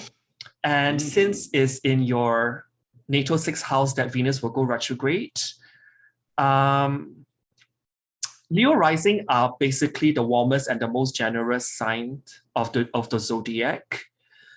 But with this retrograde in your sixth house for Leo Rising, maybe you need to analyze the give and take aspect within your romantic relationships. If you've been receiving the short end of the stick in your partnerships lately, this could be the time to address it. And this is also a good time to check in with your health. If you've been working overtime lately, now's the time to pull back and relax a little bit. And since your sixth house starts in the sign of Capricorn, this can be a visit to a chiropractor. Sometimes a dentist. Capricorn can rule teeth as well. But sixth house, if I were to pull in the Venus root houses, because Venus actually rules your natal 3rd and 10th house, there can also be some skin-related flare-ups as well. So maybe a visit to a dermatologist. Maybe for some, you may develop hives from being overstressed, or you need some ointments for it. And some skin allergies can actually crop up for you as well. Yeah. And like what Ian said, because Venus rules your third house, which is your efforts and applied efforts to something, and 10th house is really like your goal, your mission. And Venus is retrograding in your 6th house. Maybe it's time to revamp that diet and exercise routine or regime as well. Yeah. So how about Virgo rising? Virgos. I know Virgo. Oh, Virgos. Yeah. For you, Virgos, it's all about the 5th house. So again, I would say it's a kind of like although it's not a natural Venus house, but it's still a lot to do with romance. It's a lot to do with lovers and Venus has joy in the 5th. Yeah. Yes, yeah. exactly. And also it's a lot about, those potential love type relationships. So again, it's kind of like I would say a more of a focus there. And I would say if you are right now getting into or thinking into relationships, there is a chance at times these happen, especially some sort of love interest happens before the shadow, and it comes, and then during the retrograde period, there is a type of getting to know the person, and I would really kind of take it slowly, especially during the retrograde. And Capricorn anyway, you will most likely take it slowly in those areas. And if you're already seeing somebody who's kind of like new, let's say maybe the relationship isn't really deep yet, now is time to kind of, okay, so what do we do here? Is this relationship, do we take it to the next level? Do we not? Some things coming out to the surface to be ironed out, kind of. So be prepared to kind of enter into dialogue with these people and date. I would say for me, dating is a good way to find out if that person, although okay, we're having like it's in Capricorn, Venus retrograde, so it might be a little bit difficult to find those dates. You might need to work to get those dates going. But what I've literally experienced, this is from a personal experience as well, if you make it work and if you put in the effort, you can actually do it, and you can actually go on these dates. Although yes, they can feel like work, but they will give you kind of like the idea and this deeper thing about the person. So it's easier to know either to move on, break it off. What do you guys want to do there? Yeah, I just want to say a couple of more things kind of quickly. A bit harder to have fun. All those creative projects, work projects, it's a lot to do with business, this 5th house as well. So if you're already in a business kind of thing yourself, personal expression of your uniqueness, you're going to need to put more efforts in. You might need to even change something about this business. You might need to maybe do it a little bit differently, and also harder to go out and have fun, definitely, during this period. And even going out and having fun might not be that amazing to you. And with children, let's say if you have children, there might be some issues with them to iron out as well, or they can when we're talking about power dynamics with a child, there are still, as a parent, now as a parent myself, finally more talk about this, there are still power dynamics within that relationship. So you might need to look at those as well with your child or children. Interesting. Because I've written here that Venus retrograde for Virgo rising activates your creative instincts. So any artistic pursuits are very healing during this period because Pluto is also there. And then you'll form like a sextile eventually, as we mentioned earlier with Neptune as well. So some kind of artistic self-expression using your creativity can really help you to channel pain or anxiety about love or money issues. And expressing yourself creatively can also free your demons as well, for that matter. And for Virgo rising, since this Venus retrograde is in your 5th house, where and how you spend your time in your downtime, 5th house is leisure, will be at the forefront of your mind over this retrograde period. It may be difficult for you to fake happiness right now as well, because 5th house is also where we express our joy. And if your heart is not in something, it won't be easy for you to get involved. So remember that it's okay to say no. Capricorn is to say no to events or gatherings that don't interest you. And instead of doing things to make others feel happy right now, which is, I can attest to that, I'm Virgo rising, keep your focus on the things that you want to participate in from a heart-based perspective, rather than you feel that you're being obliged to show up somewhere and you'll be thinking like, why am I here? You know, and like what Ian said, something regarding children, but 5th house can mean children, but also can mean your baby in a broader sense, which means your own business as well. And when I think about Venus ruling Virgo rising 2nd and 9th house, maybe you've been wanting to become an astrologer, but you feel that you're not worthy to be one. To start your own business, 5th house, to become a self-employed. 5th house can rule being self-employed as well.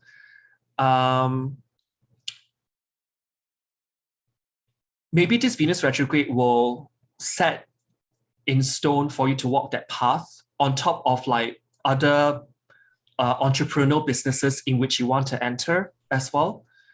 Maybe you are looking at putting money away, which is 2nd house, to start your own business, 5th house, in order to do the appropriate mass advertising, for example, which is 9th house issues. I would say it's along those lines as well. But for Virgo rising, this can be also a time where you may, on top of other ascendant signs, you may overwork yourself also. Because for Virgo rising, Capricorn in their 5th house, not really the most, it's almost like they treat their downtime, which is 5th house, to do more work, Capricorn, to contribute more. Because 5th house is escaping from responsibilities, and in Capricorn is the total opposite of what the 5th house meaning is about. So it's a bit of a paradoxical meaning. And love life and love affairs, romance life can be a bit, you need to reevaluate. So if you meet someone who you think that you can have a relationship with, just sit on it for a minute. Don't just kind of ride it to the max and keep dropping phone calls and text messages, because Pluto is in that mix with Venus as well. And when Venus sextile Neptune, there can be a lot of daydreaming because Neptune is transiting for Virgo rising their 7th house. So 5th and 7th house is sextiling. So you may have unrealistic expectations of that person, and suddenly that bubble just burst. Yeah, as well. I think that's a good one for the overall kind of Venus retrograde as well. Because you might get too optimistic about it, and then they're like, oh. But you know what? 5th house is also the urge to be special and the urge to influence, for that matter. I know for Virgo rising, I can say for myself at least, that we don't think we are that special. Honestly, most of the times when I do such videos like me and you are doing now, I give myself a C-. Jesus Christ. Can be pretty harsh with ourselves, and Venus retrograde in our 5th house, at least for me, is to teach me be your best friend, be your own cheerleader, fifth house, for once. Very good. You know, and not beat up yourself just because I'm putting myself out on the internet. Venus rules my ninth house. You know, and all that. So what about Libra Rising? I know a Libra Rising as well. What about? Oh, Libra Rising. Oh, guys. So I think for you, if you think about Venus retrograde in the fourth house, it's a lot to do with, first and foremost, relationship with the parents, with the family. So there is a tendency to even at times go back to your family home and then like go into those relationships. Maybe you need to take a trip there and now you go back there, you know, Christmas. Hello. But you know, these kind of relationships will be there, and you will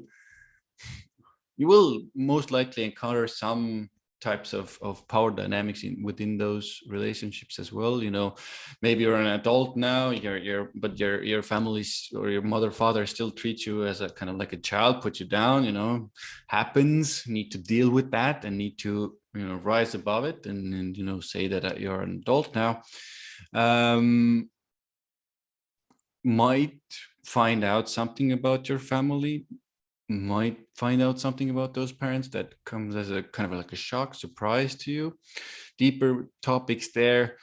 Very much also important to understand the kind of your own personal happiness as well during this fourth house transit. Is like, what is that it makes you happy? What do you need for emotional security, kind of safety? These are topics that are coming your way. Also, because it's early childhood stuff. Now, Libras, this is where it might get a little bit uncomfortable because Pluto does bring things up there. So if, you know, think about a Libra, you have Capricorn in the fourth house, you know, usually means a little bit of a colder childhood environment, early childhood environment, which can at times leave certain kinds of pains, wounds there.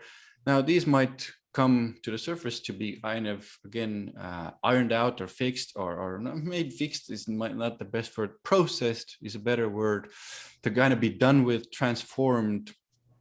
Now, what did, also the home environment. During the retrograde, you might find it, maybe it's not the right environment, maybe not, like the curtains aren't the best and you need to buy new ones. I would urge you to kind of research and prepare during Venus retrograde.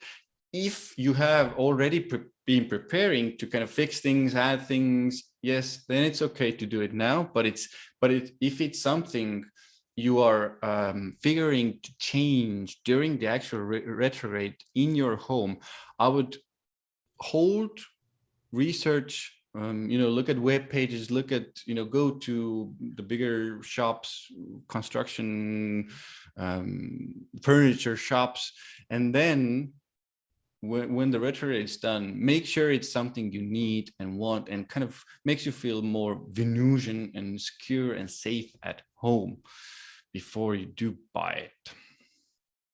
And one other thing is now in Vedic astrology, and this is, I've tested this out with a bunch of retrogrades. The fourth house is also vehicles. Now in modern astrology, third house is vehicles. I've found both to be true in some weird way. I don't know how. So some Libras, you might be looking at your vehicle, maybe it needs some work, maybe it's not the one for you anymore, the actual vehicle. Maybe you need to start selling it. Some work needs to be done, need to go take it to the shop to get fixed. Looking to buy a new automobile, also a possibility. Again, if it's something you've been doing or researching before, I would do it. If not, wait and research and do it after the retrograde. There it is. Wow, interesting. Because when I think about Libra Rising, right, because Capricorn is in their fourth house, usually for Libra Rising, the treatment for one of the parents is more harsh, or it can be that they just, circumstances wise, they just need to grow up sooner than they would because of austerity, stuff going on in the house and all that. For me, I've written here that Venus retrograde in your 4th house activates your family zone and urges you to consider whether you've taken family life for granted recently.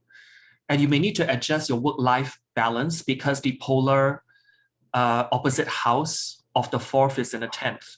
So based on that work-life balance again,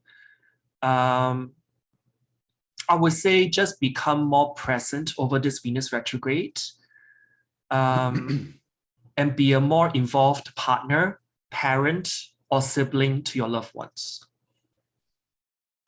That as well.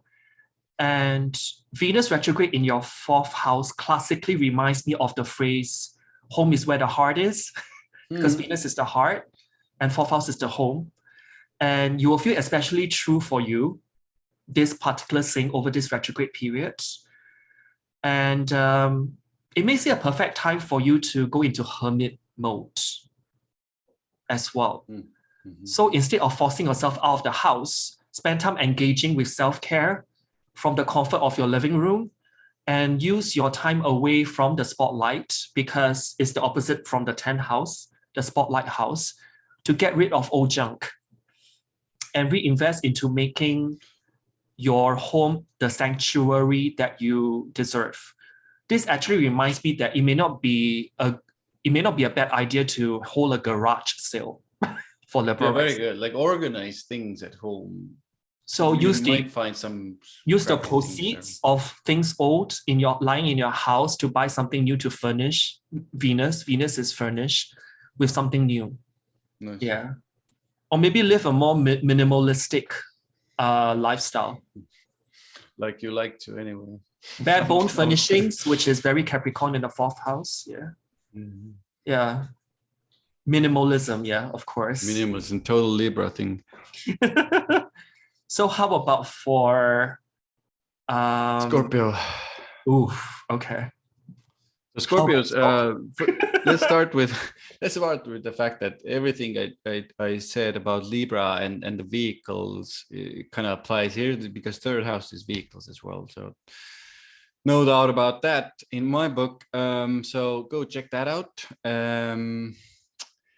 Now, a lot of the relationships, again, that are going to be affected for you, Scorpios, are the ones very often still with the people you work with, because the 3rd house is a lot to do with teams. And where do we have the most teams? Still in our workplace. So those relationships are going to be under the microscope, let's put it that way. And let's say even like meetings, even during like everyday meetings in the office, for example, or it doesn't have to be office, online meetings, you're going to experience some kind of power struggles, power themes there with people. So stay alert on those things.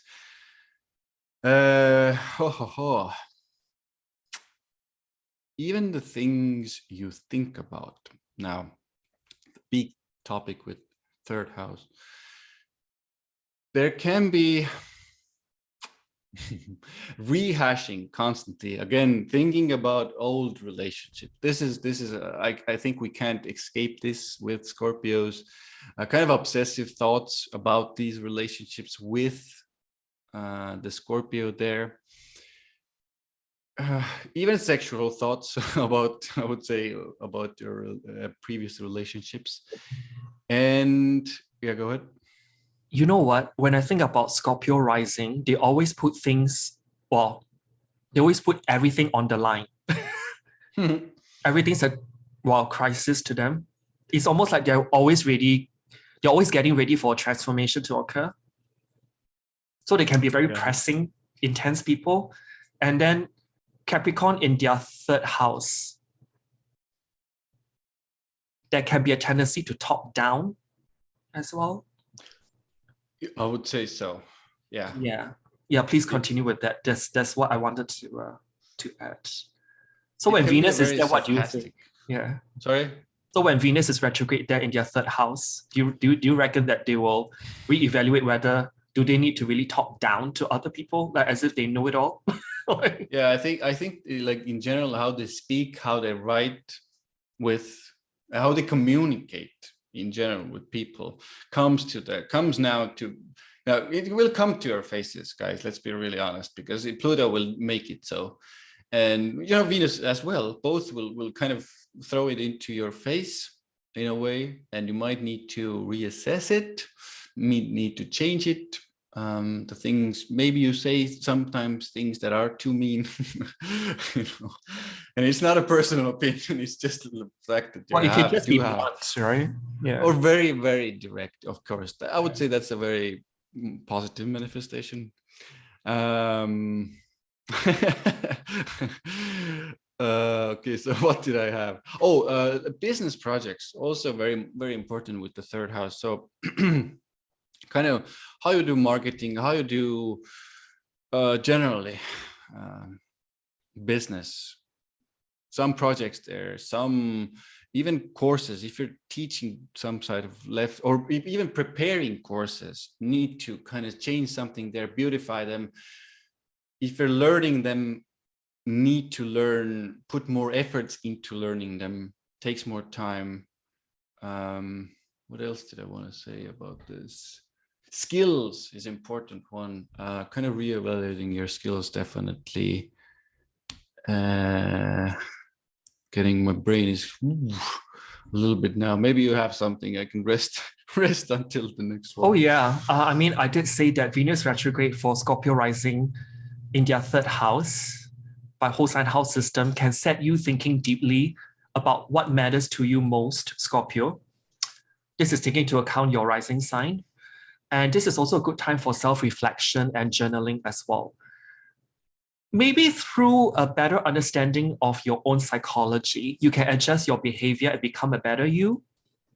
This can be one of the manifestation or one of the themes that run through you over this Venus retrograde period. But this third house, when I think about it, is also about, on top of communication, is also flirting. Third and fifth house are both houses of flirting. And if you're in a relationship for Scorpio Rising, how you discuss issues can also come up for review because Venus is retrograde there. So don't shy away from trying new conversational techniques, which is Capricorn in the third house where Venus is retrograding. And if you are single, this is a good time to meet new people without going too deep too fast because you're Scorpio Rising, remember? And for once, you might actually enjoy small talk, which is third house matters, and getting to know someone slowly, Capricorn. So allow any new romantic connections to unfold at their own pace. Particularly because Venus also rule your 7th house and 12th house for Scorpio Rising. So any misunderstanding within relationships can be trashed out when Venus is retrograding in your 3rd house. This may not only be a relationship regarding partners, business partners, or personal partners whatsoever, since Venus is retrograding in your 3rd house of siblings and relatives. Maybe there's some previous misunderstanding with a sibling or an uncle or auntie figure, or even a neighbor, 3rd house. Yeah, neighbor. Time to trash it out. Yeah, because 12th house can mean misunderstandings, or you're not understood clearly, for that matter. Yeah. Mm-hmm. Yeah. Anything you want to add?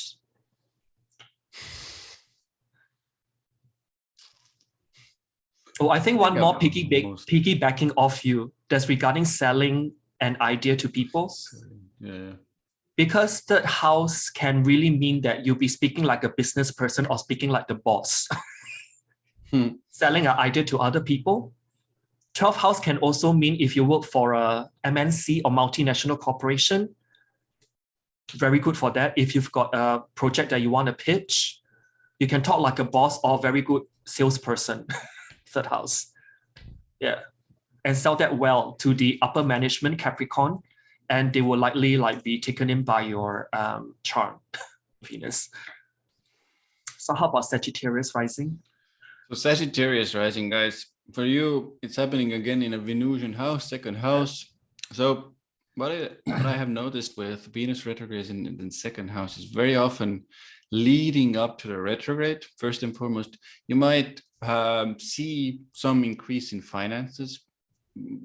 Maybe you get a bonus. Bonus is a little bit more 11th house, but maybe you have some investments, money coming in there, increasing general finance, some money coming back to you, leading up to it very often.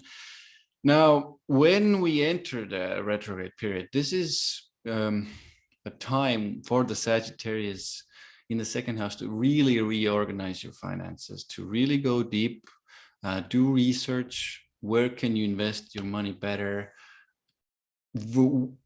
Even some of the mistakes you might be making with your money that can come up during the retrograde. You can see misplaced money, even some old money. Like the positive thing here is literally you can see some area where you misplace it and then it comes back, or you loan some money and it kind of comes back to you and you're even forgotten about it.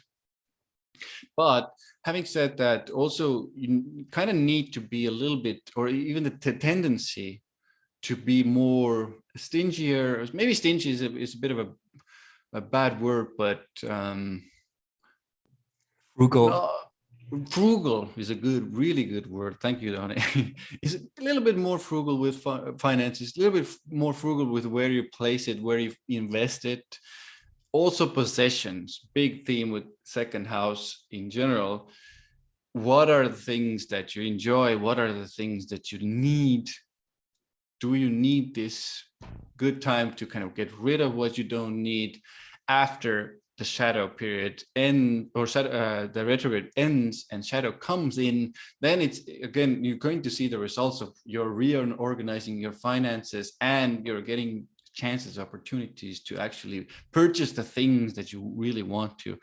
And also the deeper part here is a lot about the self-worth. Again, with Sagittarius, you're going to see where you're cutting yourself basically short, or selling yourself short is even a better word, where you can raise prices, where you're actually offering maybe too much or getting too little in return for your services. And the last thing I would like to actually say here is because the second house is a lot about to do with family history. So researching something deeper there. Why your kind of ancestors, maybe your parents, maybe grandparents, maybe even further down the line, why did they do some things with money? Or why did they believe some of the things about money and themselves that might be holding you back, that you can now transform and kind of reassess and change in such a way that you will create more, and also when you create more, you will receive more in return as well. Interesting, because I've said for Sagittarius rising that this retrograde period of Venus activates your money zone and urges you to be less materialistic, but also more responsible with what money that you do have.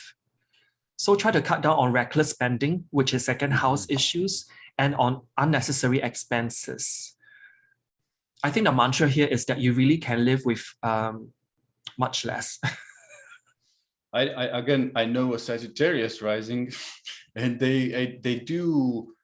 It's almost strange because they have quite a bit of money, comfortable money. I know one too.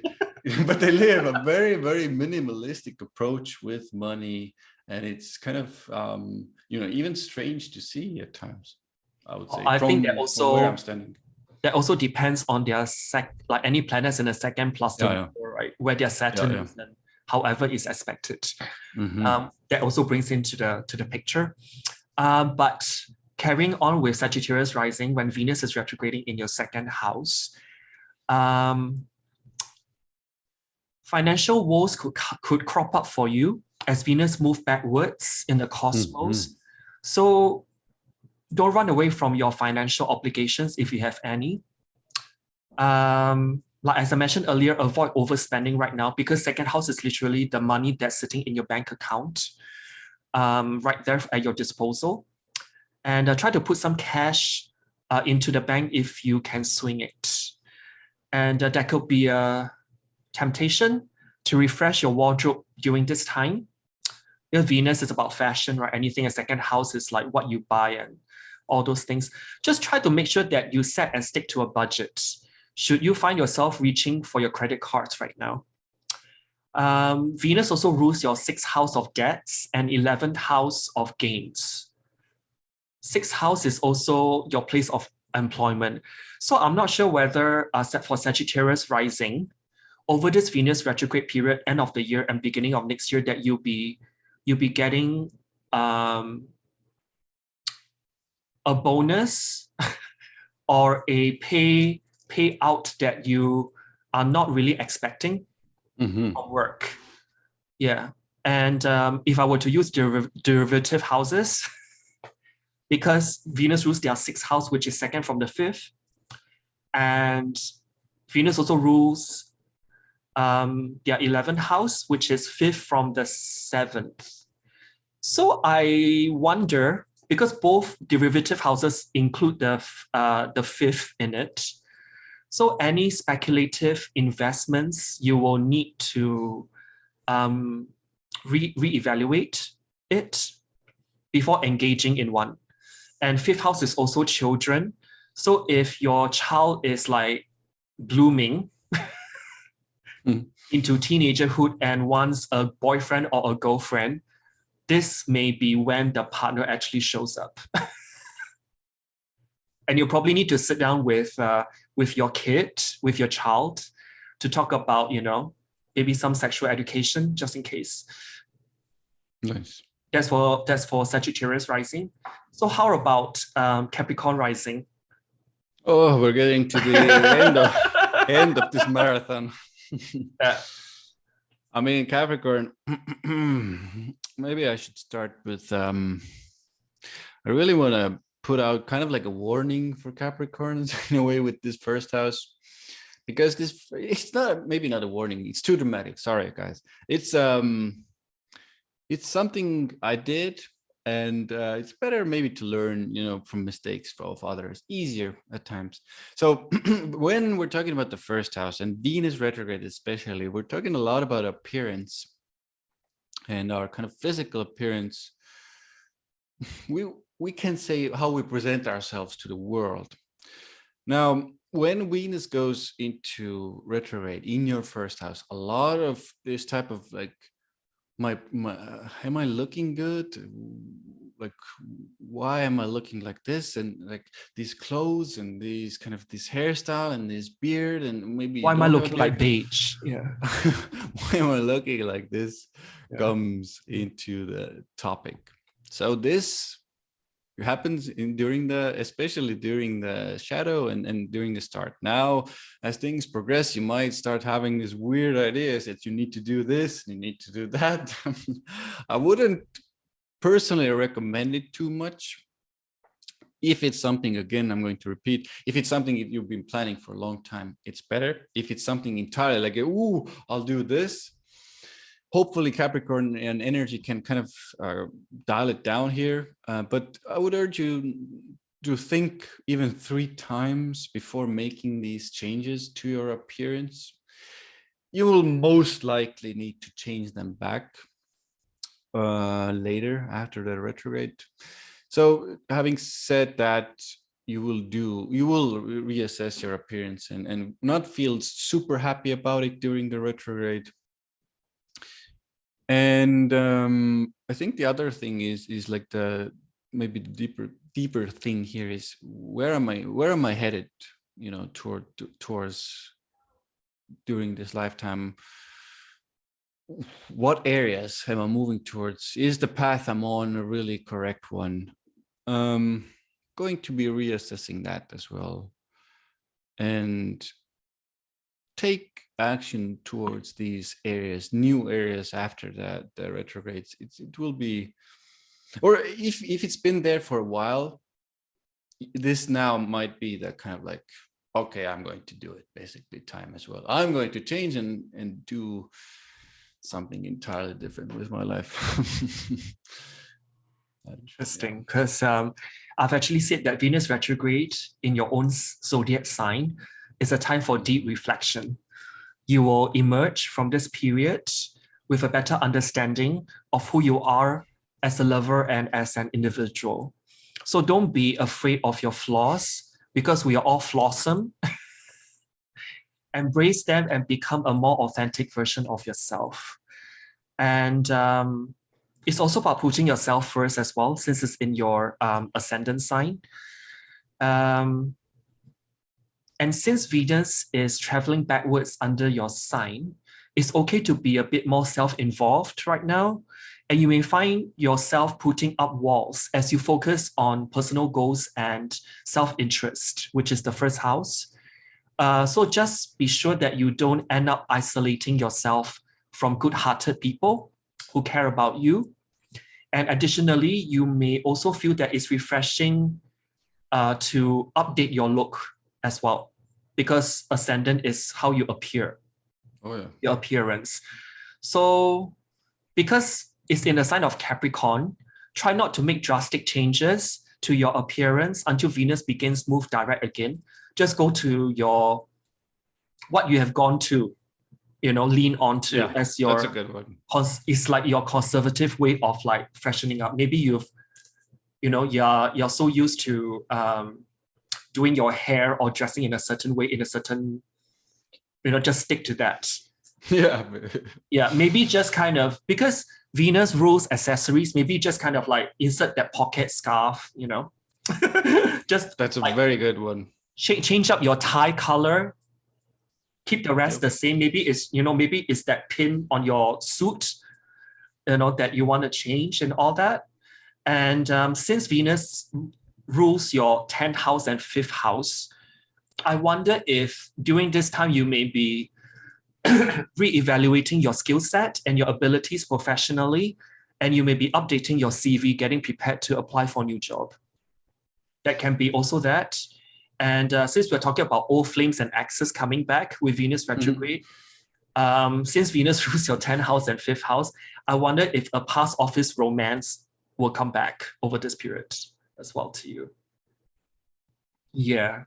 So how about Aquarius rising? So for Aquarius, we have the we have the retrograde in the 12th house. So first and foremost, let's start with in my mind, you will be fantasizing even more, like almost like dreaming about old relationships, and this is maybe kind of like a thing to keep be wary of, because the 12th house is kind of like a mystical house, so it's easy to put these rose-colored glasses on your face and, oh, this relationship was so amazing, I should contact them now, but most likely it's kind of like the 12th house distortion in a little bit of making it more than it is, making it more magical than it actually was.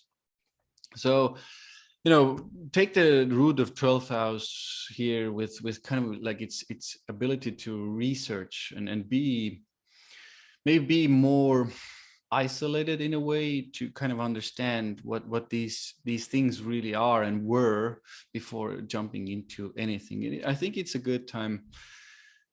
It will be, for Aquarius, it's not very easy to kind of relax into anything in their downtime or isolated time. But I think if the kind of like the opportunities will be presented to you to have that, maybe you need to work on it a little bit more with it being in Capricorn in the 12th house with everything that's going on. You will have some opportunities to have those leisure times in the 12th house, kind of relaxation spaces. Now, what's another thing I wrote here is some relationships behind the scenes, some deal making even behind the scenes can happen. Now, you might need to work on it a little bit more. It will happen behind the scenes, business or pleasure. So there probably will be some opportunities there between the sheets for you there, and business opportunities to make some deals behind the scenes. What did I also want to say? Because Pluto is there, I think you also have a chance or an opportunity to kind of release something from your subconsciousness that can be to do with relationships, or maybe even stopping you from being in relationships more fully. Let's put it that way. Something in your subconscious patterns that can be released now during this retrograde period. I've actually written here for Aquarius Rising. Venus retrograde in your 12th house actually highlights your spiritual zone. It also highlights karmic and soul group links as well. So if there is someone that you dislike or don't get along, but who is persistently in your life, this may be why. There's like a karmic or soul group contract going on with you and that person. Make an effort to move past dislike and to discover the real soul underneath. So with that, you also need to like just be easy on yourself for that matter. 12th house is also about going deep for that matter. So Venus camping out on that part or that sector of your chart that rules the subconscious, making it the perfect time to do some shadow work. 12th house is about shadow work when it comes to matters of the heart, particularly if you've got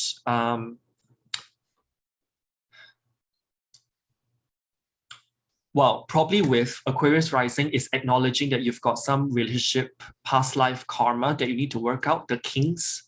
And this Venus retrograde can really come in for you too. I've seen 12th house Venus retrograde when it happens, people actually go for soul retrieval sessions that may actually help to unknot a lot of those, some can be past life traumas, for example. And past relationships will also be examined. And you may want to take a mental note of any relationship patterns you become aware of over this period of time. Although it may be painful to take an emotional stroll down memory lane, it will actually help you to develop healthier habits for the future. And Venus rules your natal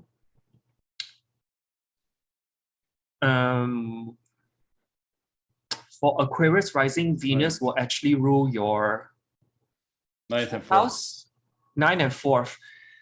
So it also has to do with like familial belief systems. Maybe your relationship screw-ups in the past, or even up to this point, are due to like inherited belief systems from the family unit that you grew up in your early years. Maybe you believe that, you know, I will never be happy because the only way for me to be happy is to marry rich. For example, you know, that's what you tie in with your self-worth. And then that's linked back to your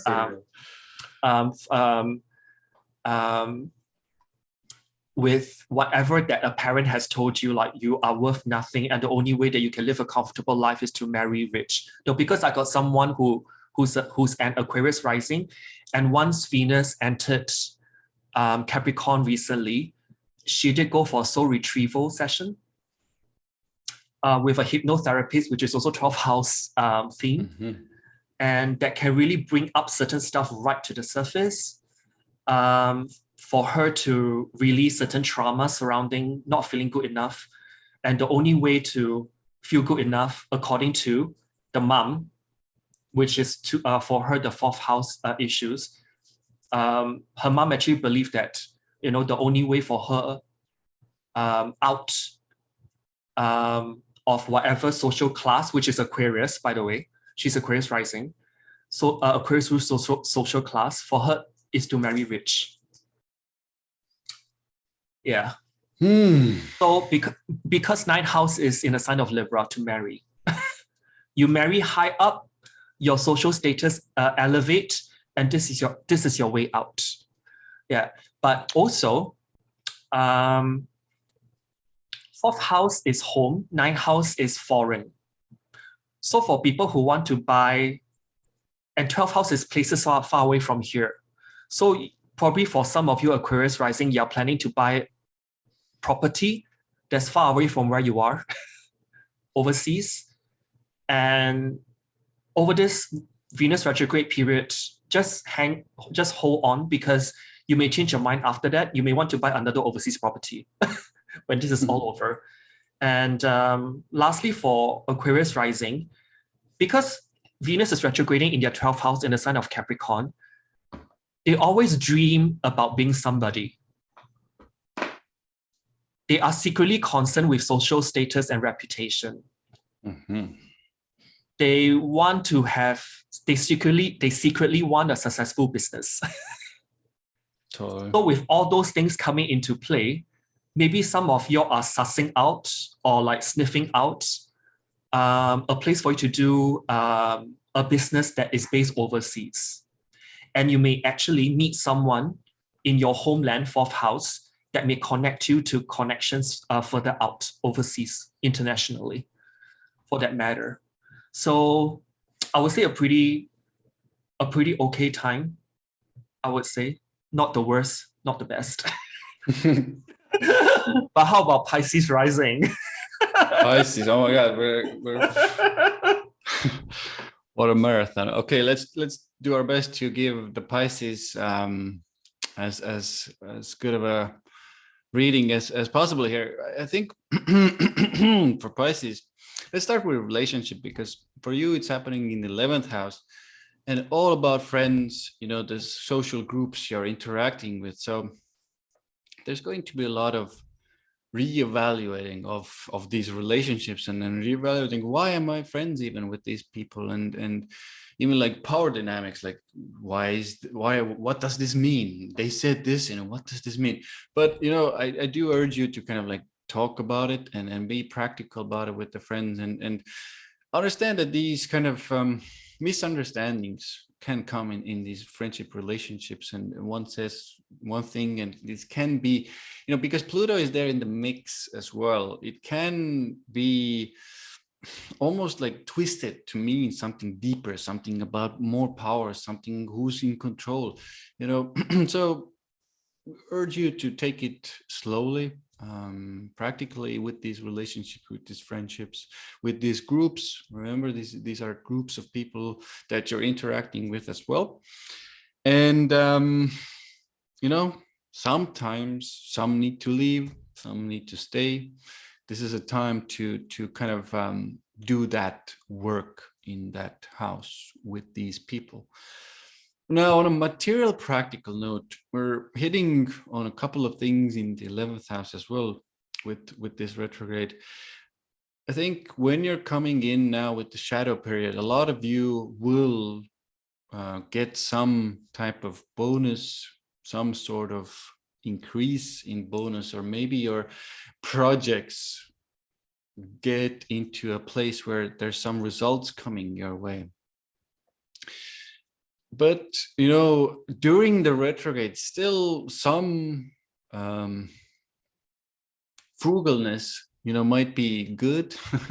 let's put it that way. You know, I wouldn't go insane with that bonus if it comes your way and just like blow it. You know, it's not, luckily it's happening anyway in Capricorn, so it's not the biggest danger. But an important part here with this 11th house, because it's the salary that you're actually getting. Maybe during this period, a lot of you will also be reevaluating, like, am I getting paid enough? Or, you know, worst case scenario, maybe some cutbacks here and there in a company you're working with for. And now you need to, okay, so where can I increase my salary? What can I do to increase my income or increase my bonuses? Or you're working during the retrograde, you're working towards a big project, and after the retrograde you will start to get, you know, the bonuses. into your actual account as well. So it is a pretty material house, pretty material sign for you guys. A lot to do with working towards your goals and afterwards getting, and even I would say like there will be some reevaluating of those goals, where you're headed in general as well, like changing something with a project to make it even more profitable as well. I think that's it for me about Pisces. Venus retrograde for Pisces rising in your natal 11th house. That's the friendship zone. And this highlights power imbalances in your social life. And it may be time to move on from friendships that no longer serve you. Release those people with kindness and blessings and focus on finding more like-minded souls to associate with. And if you're single, you may start to look at people within your circle as potential mates. And you could even find yourself in a friends with benefits situation. Oh, yeah. So just make sure that you're not compromising platonic relationships that are important to you, because especially such retrogrades don't always bring out our best judgments, to be honest. And if you are currently in a relationship, this is a good time to bring your bae or your baby and your buddies closer. So plan some group activities that will help to help them get to know each other much better. So because Neptune is transiting for Pisces rising in their first house, and this retrograde is in their 11th house, I wonder if for those who are already in friends with benefits kind of arrangement or relationships, that something a bubble will be burst. Yeah, things will, most likely come to play that you weren't aware of there. Maybe one is a sugar daddy for another, and then the dynamics just change over this Venus retrograde. Yeah, I mean, it can happen, right? Because of course. Yeah, because Pluto is there in the mix with Venus, so it's like I can buy myself some sugar using my money, but then that friend with benefits just, decided to do something funny behind my back, Pisces, or like say something or spread some lies that's not true about me, and my reputation is at stake. And so like that can be one of the manifestation. And 11th house is also a networking house. So I wonder if, particularly in an organization or a group, 11th house is really groupthink, the energy of groupthink. So in Capricorn, maybe you're working in a corporate environment and you're thought to just think from what the organization upper class actually tells you. And over this Venus retrograde, you find that, hey, all this policy inside the company is BS. Mm-hmm. And you may feel that, like maybe it's time for me to look for someplace else. Or maybe it's time to start my own business for some. Why do I say that? Because Venus rules for Pisces rising their 3rd and 8th house. 3rd and 8th house usually tells me that maybe they're better off as entrepreneurs also. Because 3rd and 8th house energy, 3rd house is 8 houses away from the 8th. And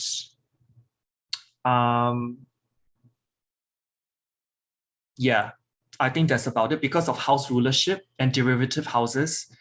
So maybe some of you may be so sick of working in a large organization, you may quit your job as well. Also, it's about one thing about Pisces rising, right? 11th house for me also talks about trends. It also talks about currents in the atmosphere. They're usually very intuitive. Naturally, Pisces rising, and then Venus retrograde over there in their 11th house, they can honestly suss out, probably even before any corporate announcement of what whatever so-called bad news coming. Maybe they're laying off people and you are like in the inner circle of those who know those news first, and you can make certain decisions for yourself over this retrograde period. And when it's station direct, they may be the first to jump ship because they got the insider information. There's something regarding the 11th house and Capricorn energy, and also Pluto, of course. So do you have anything more to add for Pisces? No. So this is a very long video, although it's not 3 hours. By the way, on 8th of January of 2022, we've got a new Capricorn Venus star point. This is where Sun and Venus kiss together. At close to 19 degrees of Capricorn, I will have a special guest with me to do a collaboration video on that topic. So don't miss out. So do you have any parting words for this Venus retrograde as an outro? Let me think for a second, just a second, guys. I mean, things aren't going to be like super easy. I would say there are things happening in our skies right now. We've been kind of rehashing and saying things. 2022 is maybe quite a difficult year in general. We start this off with a Venus retrograde that offers a lot of opportunity for growth, actually. And I think this is where we are as a society, as human beings. We need to do as much as we can for our own personal growth, to release as many things that are no longer serving us, to then help as many people as possible as well. Keep it simple with Capricorn. Take your time with Capricorn as well, and be real with yourself. Be real with yourself and others. Be so real with yourself and others if possible. And use this time to go deeper as well. There are opportunities to go deeper from a material perspective, to go deeper from an internal perspective. Use these opportunities that this time will give you work, and don't shy away from responsibilities with these matters that we kind of hashed, and take them head on, and then day by day things will start to, I think it's all about the maturing process, right? Maturing is a good word. Come to be an adult, right? I can't be always forever 21. I can be always forever 41 though. Let's mature let's mature together as a species, guys, and take ourselves. And with that, forward. Certain choices will need to be made for us to grow up. So maybe tough, but hey, we need to evolve, right? We need to become CEO of our own destiny, which is Capricorn. Become the master of your and CEO of your destiny. So this is our parting word. So we end on a good note at least. So so drop your comments down below. Let us know how we did. We would love to hear from you. Thanks, guys. See you soon.